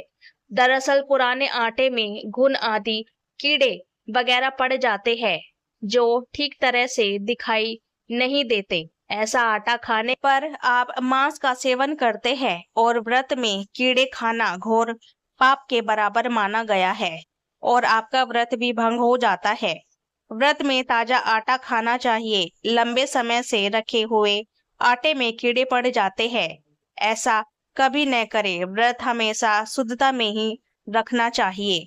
सावन का महीना बड़ा ही पवित्र महीना माना गया है। इसलिए अब आइए जानते हैं कि वह कौन सी 5 चीजें हैं जो सावन में शिव जी पर चढ़ाना गलत है। जहाँ पर शिवलिंग या महादेव की कोई प्रतिमा रखी और वहां पर भूलकर भी चप्पल जूते लेकर नहीं जाना चाहिए। जरा सोचिए, जब आपके कमरे में कोई चप्पल लेकर प्रवेश करता है तो आपको कितना बुरा लगता है। इसी प्रकार महादेव जी भी आपसे नाराज हो जाते हैं और आपको मिलने वाला व्रत का फल या पूजा का फल नष्ट हो जाता है। ऐसे में मंदिर में नंगे पांव ही प्रवेश करना चाहिए, क्योंकि चमड़े की चप्पल हमेशा अशुद्ध रहती है। इससे दैविक शक्तियां नाराज होती है। अक्सर महिलाओं को मासिक धर्म आ जाता है और वे बिना किसी को बताए पूजा पाठ कर लेती है, जो कि शास्त्रों में वर्जित माना गया है। इस समय महिलाओं को जानकर भी अनजान नहीं बनना चाहिए। अगर आपको मासिक पीड़ा है तो घर के अंदर बने मंदिर में या बाहर बने मंदिर में कभी प्रवेश नहीं करना चाहिए। इससे दैविक शक्तियां नाराज होकर आपको क्रोधित हो सकती है। ऐसे समय में शिवलिंग को छूना घोर पाप के बराबर माना गया है। जरा सोचिए, ऐसी अवस्था में जब महिला को बुरा लगता है तो ईश्वर को कितना बुरा लगेगा। इसलिए महिलाओं को ऐसी अवस्था में मंदिर, यात्रा, घर में पूजा पाठ, भगवान की प्रतिमा को छूना नहीं चाहिए। तुलसी में पानी भी नहीं डालना चाहिए। ऐसी अवस्था में अगर आप तुलसी में जल चढ़ाती है तो तुलसी का पौधा भी सूख जाता है। जब दैविक शक्तियां नाराज होती है तो घर में कंगाली और गरीबी, लड़ाई झगड़े होने लगते हैं। इसलिए ऐसा कभी मत करना। शास्त्रों में बताया गया है कि जहाँ शिवलिंग होता है वहां पर सभी शक्तियां सक्रिय रहती है। जिस घर में शिवलिंग होता है तो उस व्यक्ति पर महादेव की कृपा सदैव बनी रहती है। वास्तु शास्त्र के अनुसार शिवलिंग से हर वक्त ऊर्जा का संचार होता रहता है। इसलिए शिवलिंग पर जलधारा हमेशा होनी चाहिए। कुछ लोग अपने घर में शिवलिंग तो रख लेते हैं, लेकिन 1 हफ्ते बाद जल चढ़ाते हैं, जो बिल्कुल भी अच्छा नहीं माना जाता। अगर आप जल नहीं चढ़ा सकते तो आप अपने घर में शिवलिंग स्थापित कभी न करें, क्योंकि गरुड़ पुराण में बताया गया है उससे उल्टा घर में विनाश होता है। शास्त्रों में बताया गया है कि तुलसी और महादेव का बेर माना गया है। इसलिए तुलसी में शिवलिंग और गणेश की प्रतिमा को नहीं रखा जाता। कई लोग जाने अनजाने में शिवलिंग को तुलसी में रख देते हैं और घर में परेशानियां आना शुरू हो जाता है। इससे महाशक्तियां क्रोधित हो जाती है। शिवलिंग पर तुलसी भी नहीं चढ़ाना चाहिए। तुलसी में और शिवलिंग में कुछ दूरी होनी चाहिए। घर का मंदिर या बाहर का मंदिर, किसी भी मंदिर में ऐसे व्यक्ति को प्रवेश नहीं करना चाहिए जिसने स्त्री प्रसंग अर्थात संभोग किया हो या उसने मांस खाया हो। अगर आप शारीरिक रूप से गंदे हैं तो मंदिर के आसपास भी नहीं जाना चाहिए। घर के बने मंदिर में कोई कपड़ा आदि डाल देना चाहिए। जरा आप ही सोचिए, क्या आप मांस खाकर या स्त्री के साथ शारीरिक संबंध बनाकर भगवान के पास जाएंगे तो क्या वह आपसे प्रसन्न होंगे? बिल्कुल भी नहीं। वह आपसे क्रोधित हो सकते हैं और आपसे नाराज हो जाएंगे। शास्त्रों में इसे घोर पाप की श्रेणी में रखा गया है। इससे व्यक्ति नरक में जाता है। ऐसी दुष्ट स्वभाव मनुष्य की बर्बादी का कारण बन गया है। ऐसा भूलकर भी न करें। ईश्वर के सामने हमेशा नहा धोकर पवित्र मन के साथ ही जाना चाहिए। इससे सभी शक्तियां आपसे प्रसन्न रहती है। सावन के महीने में महादेव को ऐसे बेलपत्र कभी मत चढ़ाना चाहिए क्योंकि बहुत ही अशुभ माना जाता है।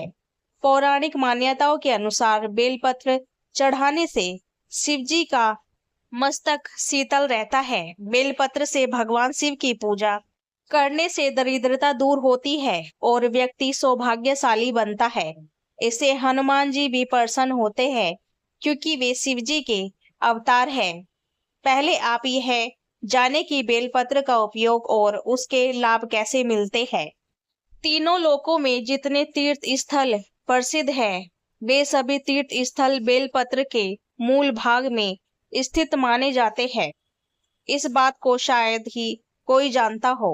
यदि बेलपत्र का वृक्ष घर के बीचों बीच या पूर्व दिशा में लगा हो तो घर में धन धान्य की कोई कमी नहीं होती और परिजन खुशहाल रहता है।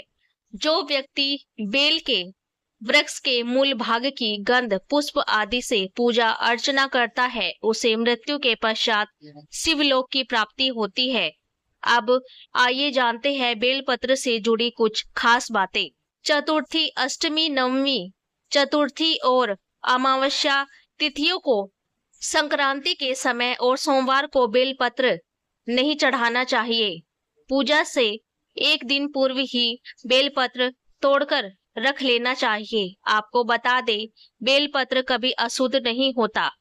यदि आपको पूजा के लिए नया बेलपत्र नहीं मिल रहा है तो आप किसी दूसरे के चढ़ाए हुए बेलपत्र को स्वच्छ जल से धोकर शिवलिंग को अर्पित कर सकते हैं। बेलपत्र में 3 पत्तियां होनी चाहिए। कटी फटी पत्तियों का बेलपत्र भगवान शिव को गलती से भी न चढ़ाए। कटी फटी पत्तियों को अर्पित करने से शिव का अपमान माना जाता है और बेलपत्र का भी। इसलिए बेलपत्र की पत्तियां एकदम साफ होनी चाहिए। अब जानते हैं सावन के इस पवित्र महीने में अगर किसी को यह 5 संकेत मिल जाए, इससे यह पता चल जाता है कि महादेव आपकी भक्ति से बहुत प्रसन्न है और आपको धनी होने से कोई भी नहीं रोक सकता। आइए जानते हैं उन संकेतों के बारे में। बेलपत्र का दरवाजे पर आना। नंदी महाराज भगवान भोलेनाथ के वाहक है। नंदी को भगवान शिव का द्वारपाल भी कहा गया है। नंदी महाराज को बुद्धि और ज्ञान का प्रतीक माना गया है। शिव जी के मंदिर में बाहर हमेशा नंदी महाराज विराजित रहते हैं। लेकिन अगर सावन के इस पवित्र महीने में अचानक से नंदी महाराज आपके दरवाजे पर आ जाए और घर की चौखट को सींग मारने लगे, तब आपको समझ लेना चाहिए कि भगवान शिव आपके घर में आने वाले हैं, जो कि उनका यह एक आने का संकेत है। भगवान शिव आपकी भक्ति से बहुत प्रसन्न है और आपके घर में खुशियां आने वाली है। आपको धनी होने से कोई नहीं रोक सकता। लेकिन याद रखिए, नंदी महाराज को तिलक लगाकर मीठा भोग जरूर चढ़ाए या खिलाए। सावन के पवित्र महीने में अचानक से आपके सपनों में अगर शिवलिंग दिखाई दे, जाने अर्थात भगवान शिव दिखाई दे, इससे आपको यह समझना चाहिए कि अब आपके जीवन में परेशानियों का अंत जल्दी हो जाएगा। भगवान शिव आपकी सच्ची आराधना और भक्ति से बहुत खुश है और वह आपके घर में आने वाले हैं। ऐसे में याद रखिए, शिव जी की भक्ति में कोई भी कमी नहीं आनी चाहिए। घर में गंदा नहीं रखना चाहिए क्योंकि आपके घर में भगवान शिव आने वाले हैं। शास्त्रों के अनुसार माना गया है कि नीलकंठ भगवान शिव जी का प्रतीक है। अगर आपके घर में सावन के महीने में नीलकंठ छत पर आकर बैठ जाए तो उसे भूलकर भी मत भगाना, क्योंकि यह भगवान शिव का प्रतीक माना गया है। ऐसे में आपको खुश होना चाहिए क्योंकि भगवान शिव आपकी भक्ति से बहुत खुश है। शास्त्रों में बताया गया है कि नीलकंठ अगर मनुष्य के घर पर आकर बैठ जाए तो साक्षात घर में शिव जी के आने के संकेत माने गए हैं और अब आपके बुरे दिन जाने वाले हैं। कहते हैं कि श्री राम ने इस पक्षी के दर्शन करने के बाद ही रावण पर विजय प्राप्त की थी। सावन के पवित्र महीने में अचानक से घर में काला सांप निकल जाए तो बहुत ही शुभ माना गया है। इसे बिल्कुल भी ना मारे क्योंकि यह भगवान शिव के आने का संकेत है। उनकी भक्ति से भगवान शिव प्रसन्न होते हैं तो महादेव किसी खास अवसर पर देखना बहुत ही शुभ माना गया है। यह घर में शिव जी के आने के संकेत है और अब आपको खुश होने की जरूरत है। सावन के शुभ अवसर पर सोमवार के दिन डमरू की आवाज, घंटियों की आवाज सुनाई दे जाए तो यह अत्यंत शुभ माना गया है। इसका अर्थ यह है कि भगवान भोलेनाथ आपसे प्रसन्न है और जल्दी आपके घर और जीवन में प्रवेश करने वाले हैं, जिससे आपका आर्थिक संकट दूर होकर जीवन में सुख समृद्धि आने वाली है और महादेव आपसे बहुत खुश है ही अपने दर्शन देते हैं। सावन का महीना बहुत ही पवित्र महीना माना गया है। यही वह महीना है जिसमें भगवान शिव धरती पर आते हैं और उसी घर में अपना वास बना लेते हैं। सावन के पवित्र महीने में सपनों में किसी मंदिर में नाग नागिन का जोड़ा बस कर लेना यह उपाय सावन बार बार नहीं आता, इसलिए यह उपाय जरूर करना। इस समय भगवान शिव सक्रिय अवस्था में होते हैं। जो मांगो अवश्य ही प्राप्त होगा। आज हम आपको जो उपाय बताएंगे उसको करने मात्र से ही अकाल मृत्यु क्या है। गरुड़ पुराण के अनुसार यदि किसी व्यक्ति की मौत जहर पीकर, फांसी लगाकर, भूख से पीड़ित होकर, आग से जलने पर, किसी हिंसक प्राणी द्वारा जल में डूबने से, किसी दुर्घटना के कारण, किसी जहरीले सांप या बिच्छू के काटने से या फिर आत्महत्या करने से होता है तो वह अकाल मृत्यु कहलाती है। अकाल मृत्यु वह स्थिति है जब शरीर का नष्ट हो जाता है लेकिन आत्मा शरीर में ही बनी रहती है। आप और हम देखते हैं कि आए दिन लोग सड़क दुर्घटना या फिर किसी आपदा का शिकार हो जाते हैं और अपनी जान गंवा बैठते हैं। ऐसी मौतों को धर्मशास्त्रों में अकाल मृत्यु का दर्जा दिया गया है। आइए जानते हैं अकाल मृत्यु किसे और क्यों होती है। एक अटल सच्चाई है कि इस धरती पर जिस प्राणी ने जन्म लिया है उसकी मौत होना तय है। यह एक ऐसा सच है जिसे बदलना नामुमकिन है। हम सभी जानते हैं कि पृथ्वी लोक में प्राणियों की संख्या इतनी है कि हर दिन किसी ना किसी की मृत्यु होती रहती है और ये जरूरी भी है। प्राचीन प्राणी जाएंगे तो एक नए प्राणी का सर्जन होगा। मृत्यु के बाद सब परमात्मा की शरण में जाते हैं, लेकिन ये सब पर लागू नहीं है। सीधी सी बात है कि हर प्राणी को मोक्ष प्राप्त नहीं होता। इनमें से कुछ ऐसे भी होते हैं जिनकी आत्मा सदियों तक पृथ्वी लोक में ही भटकती रहती है और इसका कारण है उनकी अकाल मृत्यु होना, यानी भगवान का दिया हुआ पूरा जीवन न जीना। आइए अब जानते हैं कि अकाल मृत्यु कैसे होती है। हमारे वेदों में मनुष्य की उम्र 16 साल निर्धारित की गई है, तो अकाल मृत्यु क्यों होती है? इन 16 साल की निर्धारित उम्र में दुष्कर्म को नहीं मिलाया गया है। मतलब इंसान की मृत्यु तभी होती है जब उसके पास धर्म कार्यों के लिए शक्ति नहीं होती है या फिर उसका शरीर उसे धर्म कार्य करने की इजाजत नहीं देता, अर्थात वह धार्मिक कार्य करने के लायक नहीं रहता। इससे अलग जब कोई व्यक्ति अपनी इच्छा से धार्मिक कार्यों को त्याग देता है तो पृथ्वी पर उसके जीवन की अवधि कम होती जाती है। यानी इंसान की उम्र भले ही 100 साल हो, लेकिन अपने कर्मों के कारण वह अपनी उम्र को खुद ही कम करता चला जाता है, जिस कारण व्यक्ति की अकाल मृत्यु हो जाती है। अब जानिए अकाल मृत्यु के बाद आत्मा का क्या होता है।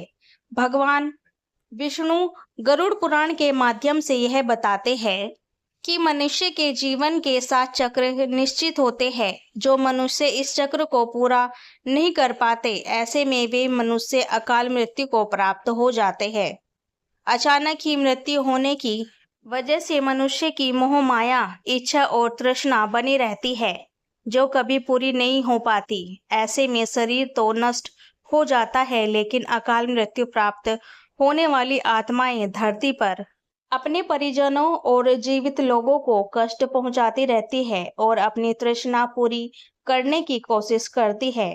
गरुड़ पुराण के अनुसार प्राकृतिक मौत से मरने वाले मनुष्य को 41 दिन में दूसरा शरीर प्राप्त हो जाता है।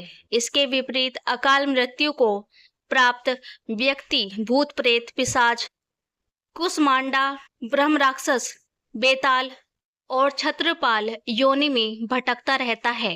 उनकी आत्मा को जल्दी से शांति नहीं मिलती।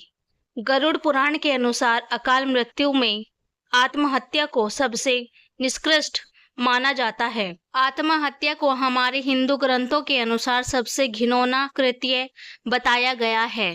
भगवान विष्णु जी ने गरुड़ पुराण में आत्महत्या को ईश्वर का निरादर करने और अपमान करना कहा है। भगवान हरि विष्णु जी कहते हैं कि आत्महत्या करने वाले मनुष्य की आत्मा पृथ्वी लोक पर तब तक भटकती रहती है जब तक कि वह प्रकृति द्वारा निर्धारित अपने जीवन चक्र को पूरा नहीं कर लेते। ये घोर कृत्य एक किस्म की सजा है।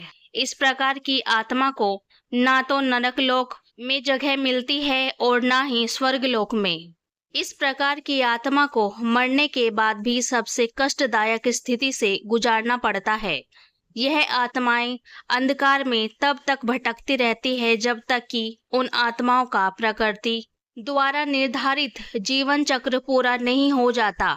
आत्महत्या करने वाली आत्माओं के कष्ट को तो दूर नहीं किया जा सकता, लेकिन गरुड़ पुराण में अकाल मृत्यु को प्राप्त मनुष्य की आत्मा की शांति हेतु कई उपाय और मंत्र बताए गए हैं, जिन उपायों को घर के परिजन द्वारा किया जाता है और जिससे कि अकाल मृत्यु को प्राप्त मनुष्य की आत्मा इन उपाय और मंत्रों द्वारा शांत की जाती है और तब वह आत्मा घर के लोगों और बाहरी लोगों को कष्ट नहीं पहुंचाती।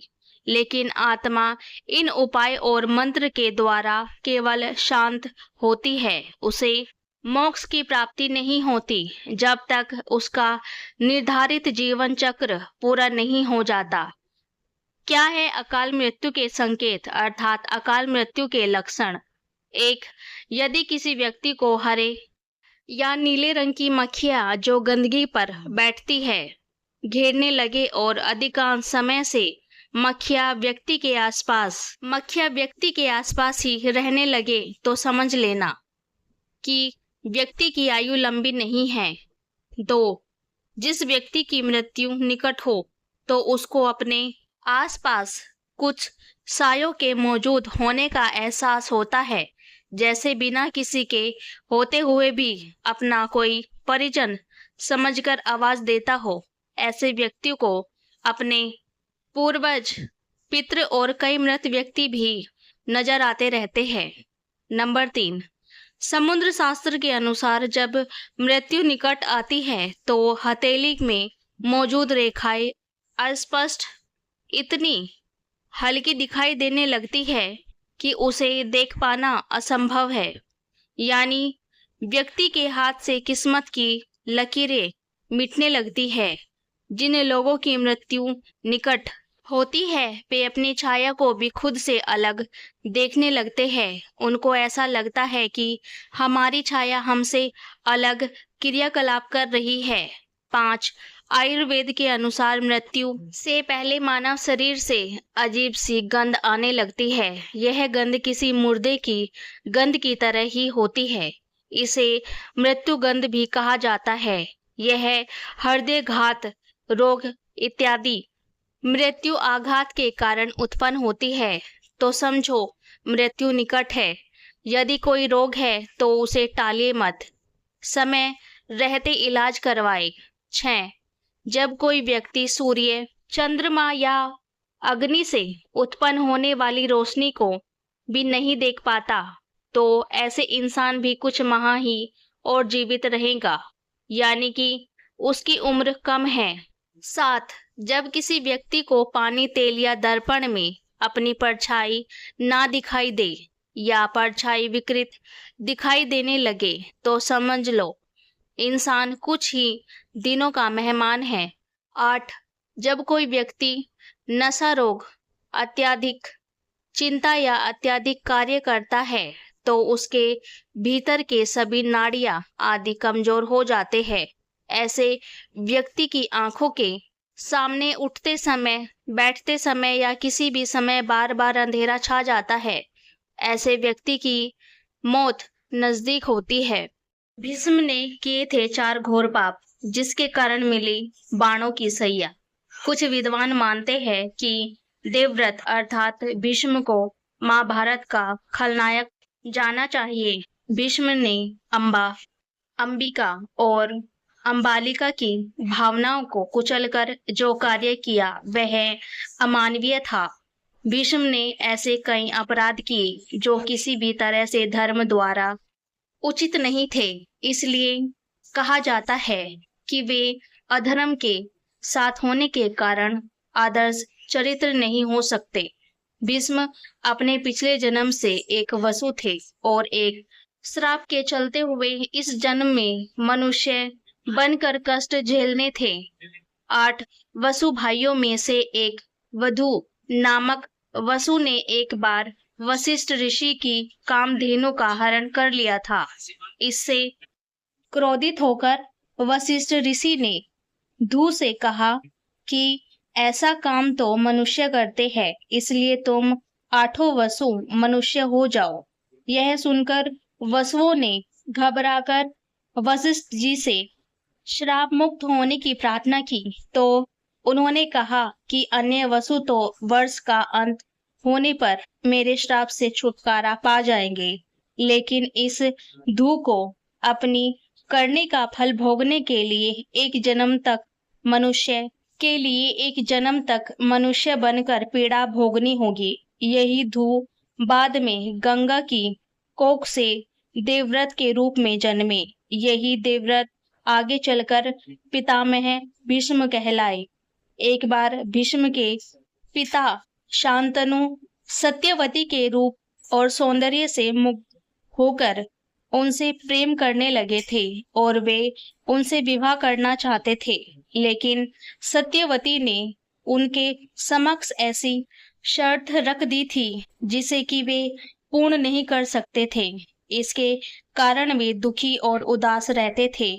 जब भीष्म को इसका कारण पता चला तो उन्होंने सत्यवती की शर्त मानकर अपने पिता शांतनु का विवाह सत्यवती से करवा दिया था। सत्यवती के कारण ही भीष्म को आजीवन ब्रह्मचारी रहने की कसम खानी पड़ी थी। कसम खाने के बाद उन्होंने हस्तिनापुर की गद्दी पर कुरु वंश का शासन बरकरार रहने के लिए कई तरह के घोर पाप किए गए थे।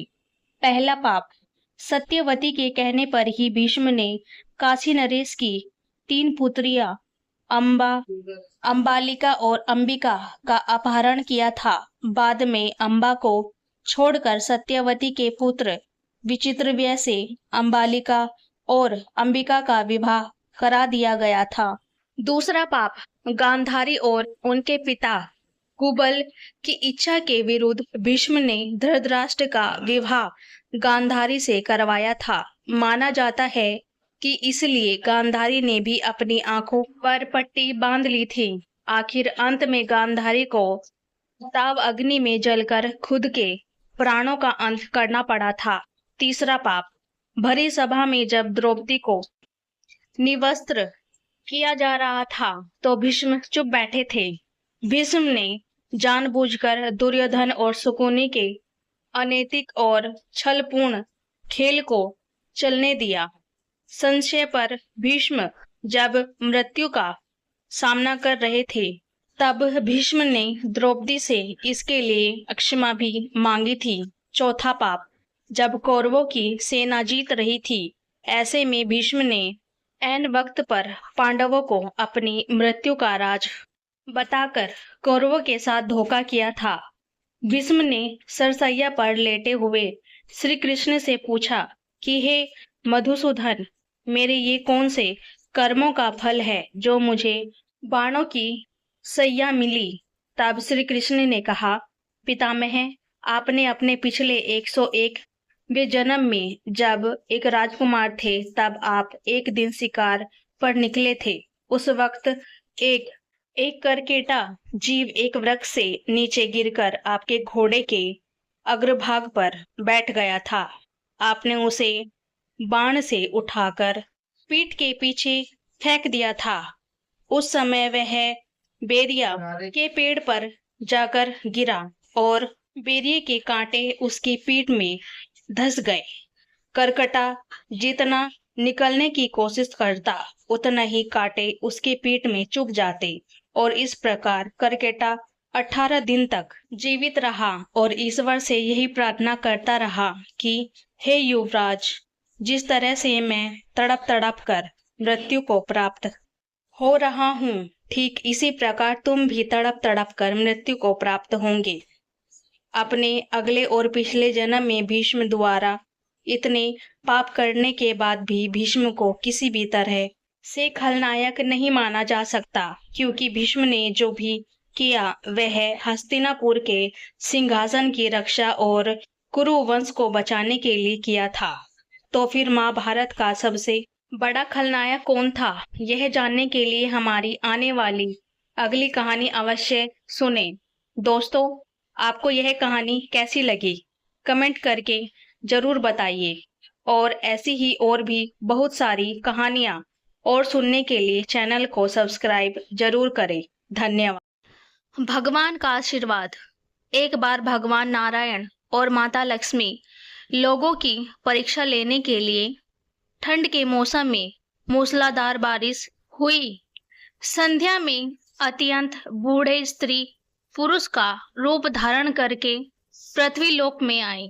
नगर के एक धनी सेठ के द्वार पर जाकर वे फाटक खटखटाने लगे। दरवाजा खोलकर सेठ जी ने जब उन्हें देखा तो बिगड़कर बोला, अरे कीचड़ सने पांव से सारे दालान में मिट्टी फैला दी, भागो यहाँ से।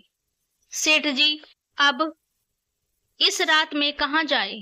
वृद्धा माता लक्ष्मी गिड़गिड़ाई, ठंड से प्राण निकल रहे हैं, कहीं ठहरने भर को जगह दे दो। परंतु सेठ ने द्वार बंद कर दिया। उन दोनों को प्रकाश में सेठ के महल के पास ही एक टूटा फूटा सा घर दिखाई पड़ा। उसके टूटे किवाड़ से दिए के प्रकाश की एक किरण दिखाई पड़ी। बूढ़े भगवान विष्णु ने बुढ़िया लक्ष्मी से कहा, आओ चलो उस घर में ही आश्रय मांगकर देखे। बूढ़ी ने कहा, जब इतने बूढ़े सेठ ने अपने यहाँ स्थान नहीं दिया तो ये कंकाल क्या देंगे, और ठहरने को जगह मिल भी गई तो रात भर में बिना ओढ़ने बिछोने के इन फटे भीगे कपड़ों में तो प्राण ही निकल जाएंगे। वृद्ध बोला, कुछ भी हो मुझसे तो और चला नहीं जाता, और उन्होंने आगे बढ़कर द्वार थपथपाया। दूसरे ही क्षण हाथ में दिया थामे मैली मिट्टी सारी पहने एक स्त्री ने द्वार खोला। उन दोनों की दशा देखते ही वह करुणा से भर गई। बोली, हाय हाय, आप लोग इस अंधेरी रात से कहाँ भटक रहे हैं? आइए आइए, भीतर आ जाइए। उन्हें सहारा देकर वह भीतर ले गई। छोटी सी कोठरी में दो टूटी फूटी चारपाइयां पड़ी थी। उनमें से एक तो खाली करके स्त्री ने उनसे बैठने को कहा। दोनों के कपड़ों से जल चूकर कोठरी गीली हो गई, परंतु उस स्त्री ने उनकी तनिक भी चिंता न करके जल्दी जल्दी अंगीठी में आग सुलगाकर तपाने को कहा। फिर अग्नि पर से दो पुराने परंतु धुले हुए कपड़े लाकर बोली, बाबा आप लोग अपने भीगे कपड़े उतार कर इन्हें लपेट लो। क्या करूं, मैं बहुत गरीब हूँ, इससे कहीं दो कपड़ों में गुजारा करनी होगी। आपके कपड़े मैं निचोड़ कर फैला दूंगी। उन्हें कपड़े बदलवा कर वह दालन में गई और दो पीतल की छोटी छोटी थालियों में बथुए का साग तथा बाजरे की रोटियां रखकर ले आई। माता जी, उसने वृद्धा से कहा, आज मेरे घर में यही भगवान का प्रसाद है। मुझे बहुत दुख है कि न तो घर में घी है, न ही दूध और न ही चीनी। कोई बात नहीं बेटी, हमें तो यह भोजन बड़ा स्वादिष्ट लगा। वे दोनों खाते हुए बोले। थोड़ी देर में उस स्त्री का पति भी आ गया।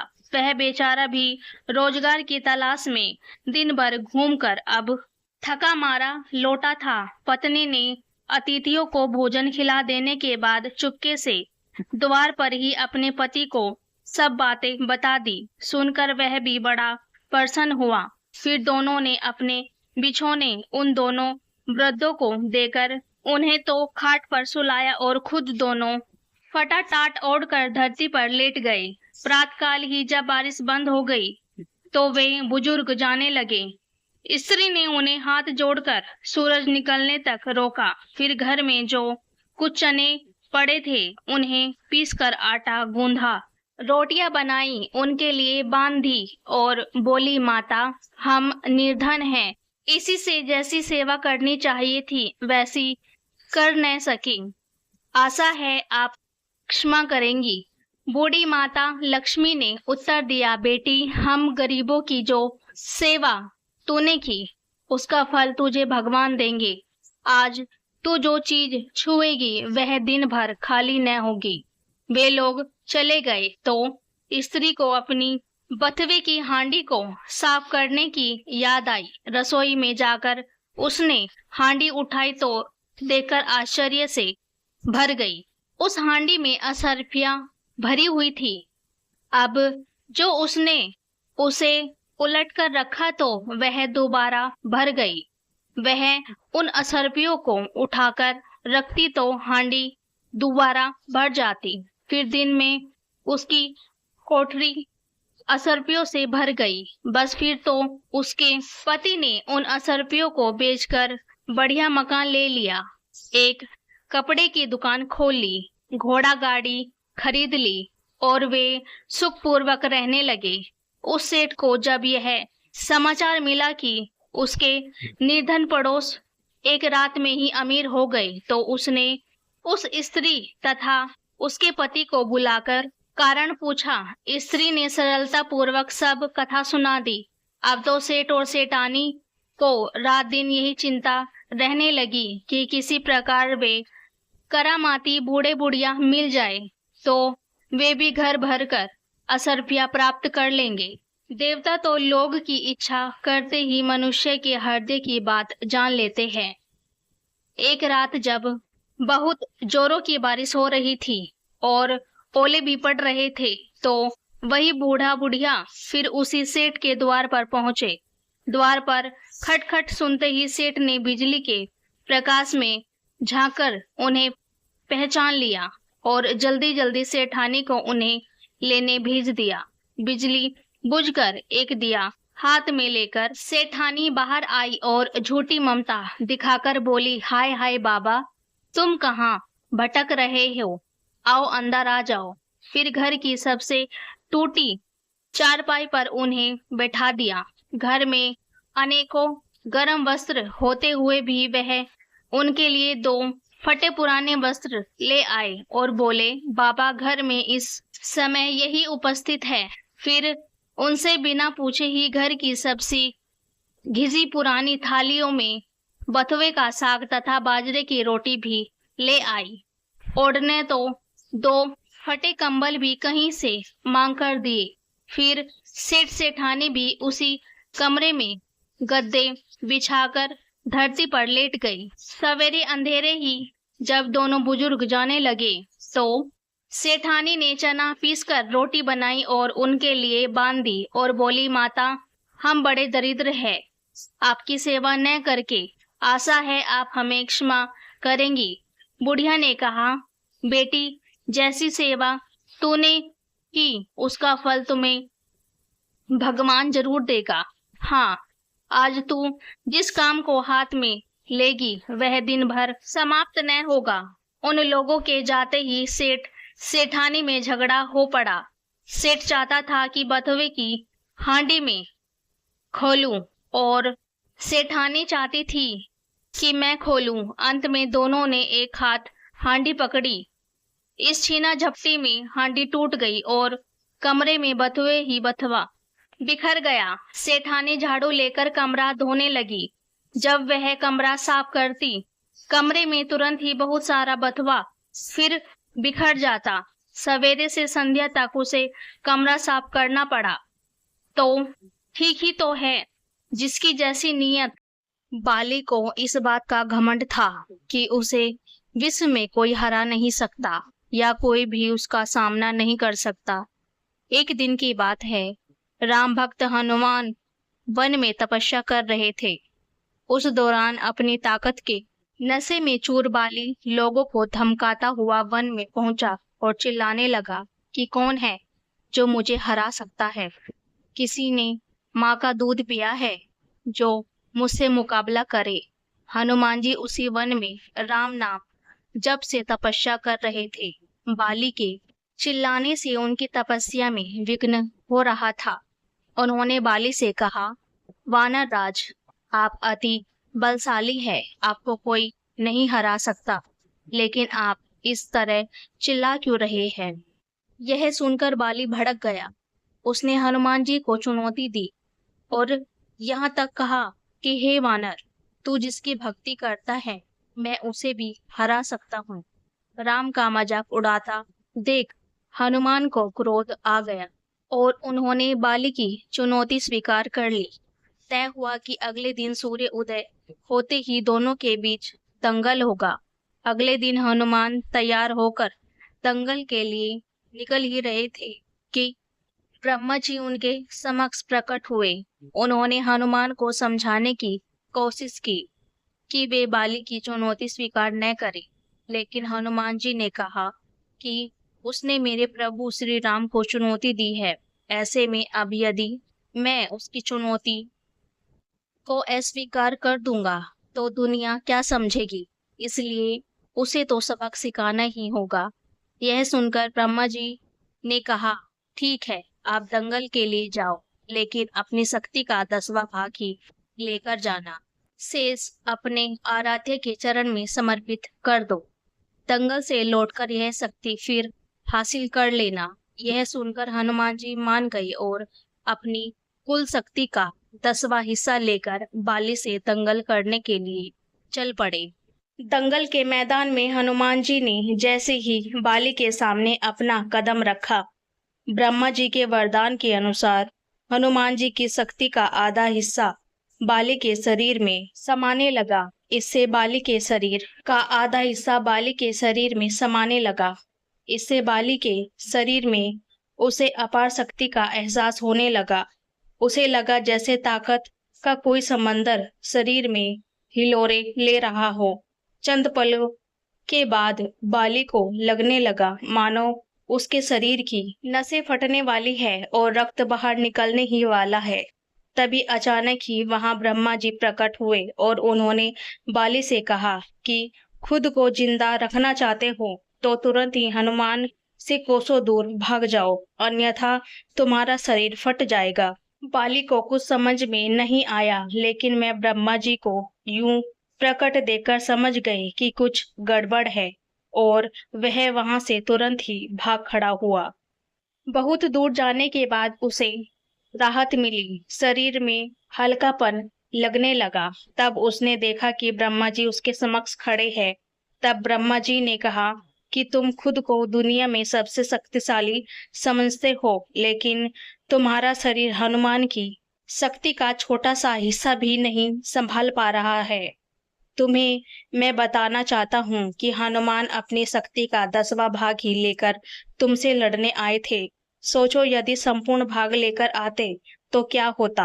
बाली यह जानकर समझ गया कि मैंने बहुत बड़ी भूल की थी। बाद में बाली ने हनुमान जी को दंडवत प्रणाम किया और बोला, अथाह बल होते हुए भी हनुमान जी शांत रहते हैं और राम भजन गाते रहते हैं, और एक मैं हूँ जो उनके एक बाल के बराबर भी नहीं हूँ और उनको ललकार रहा हूँ। मुझे क्षमा करे हनुमान,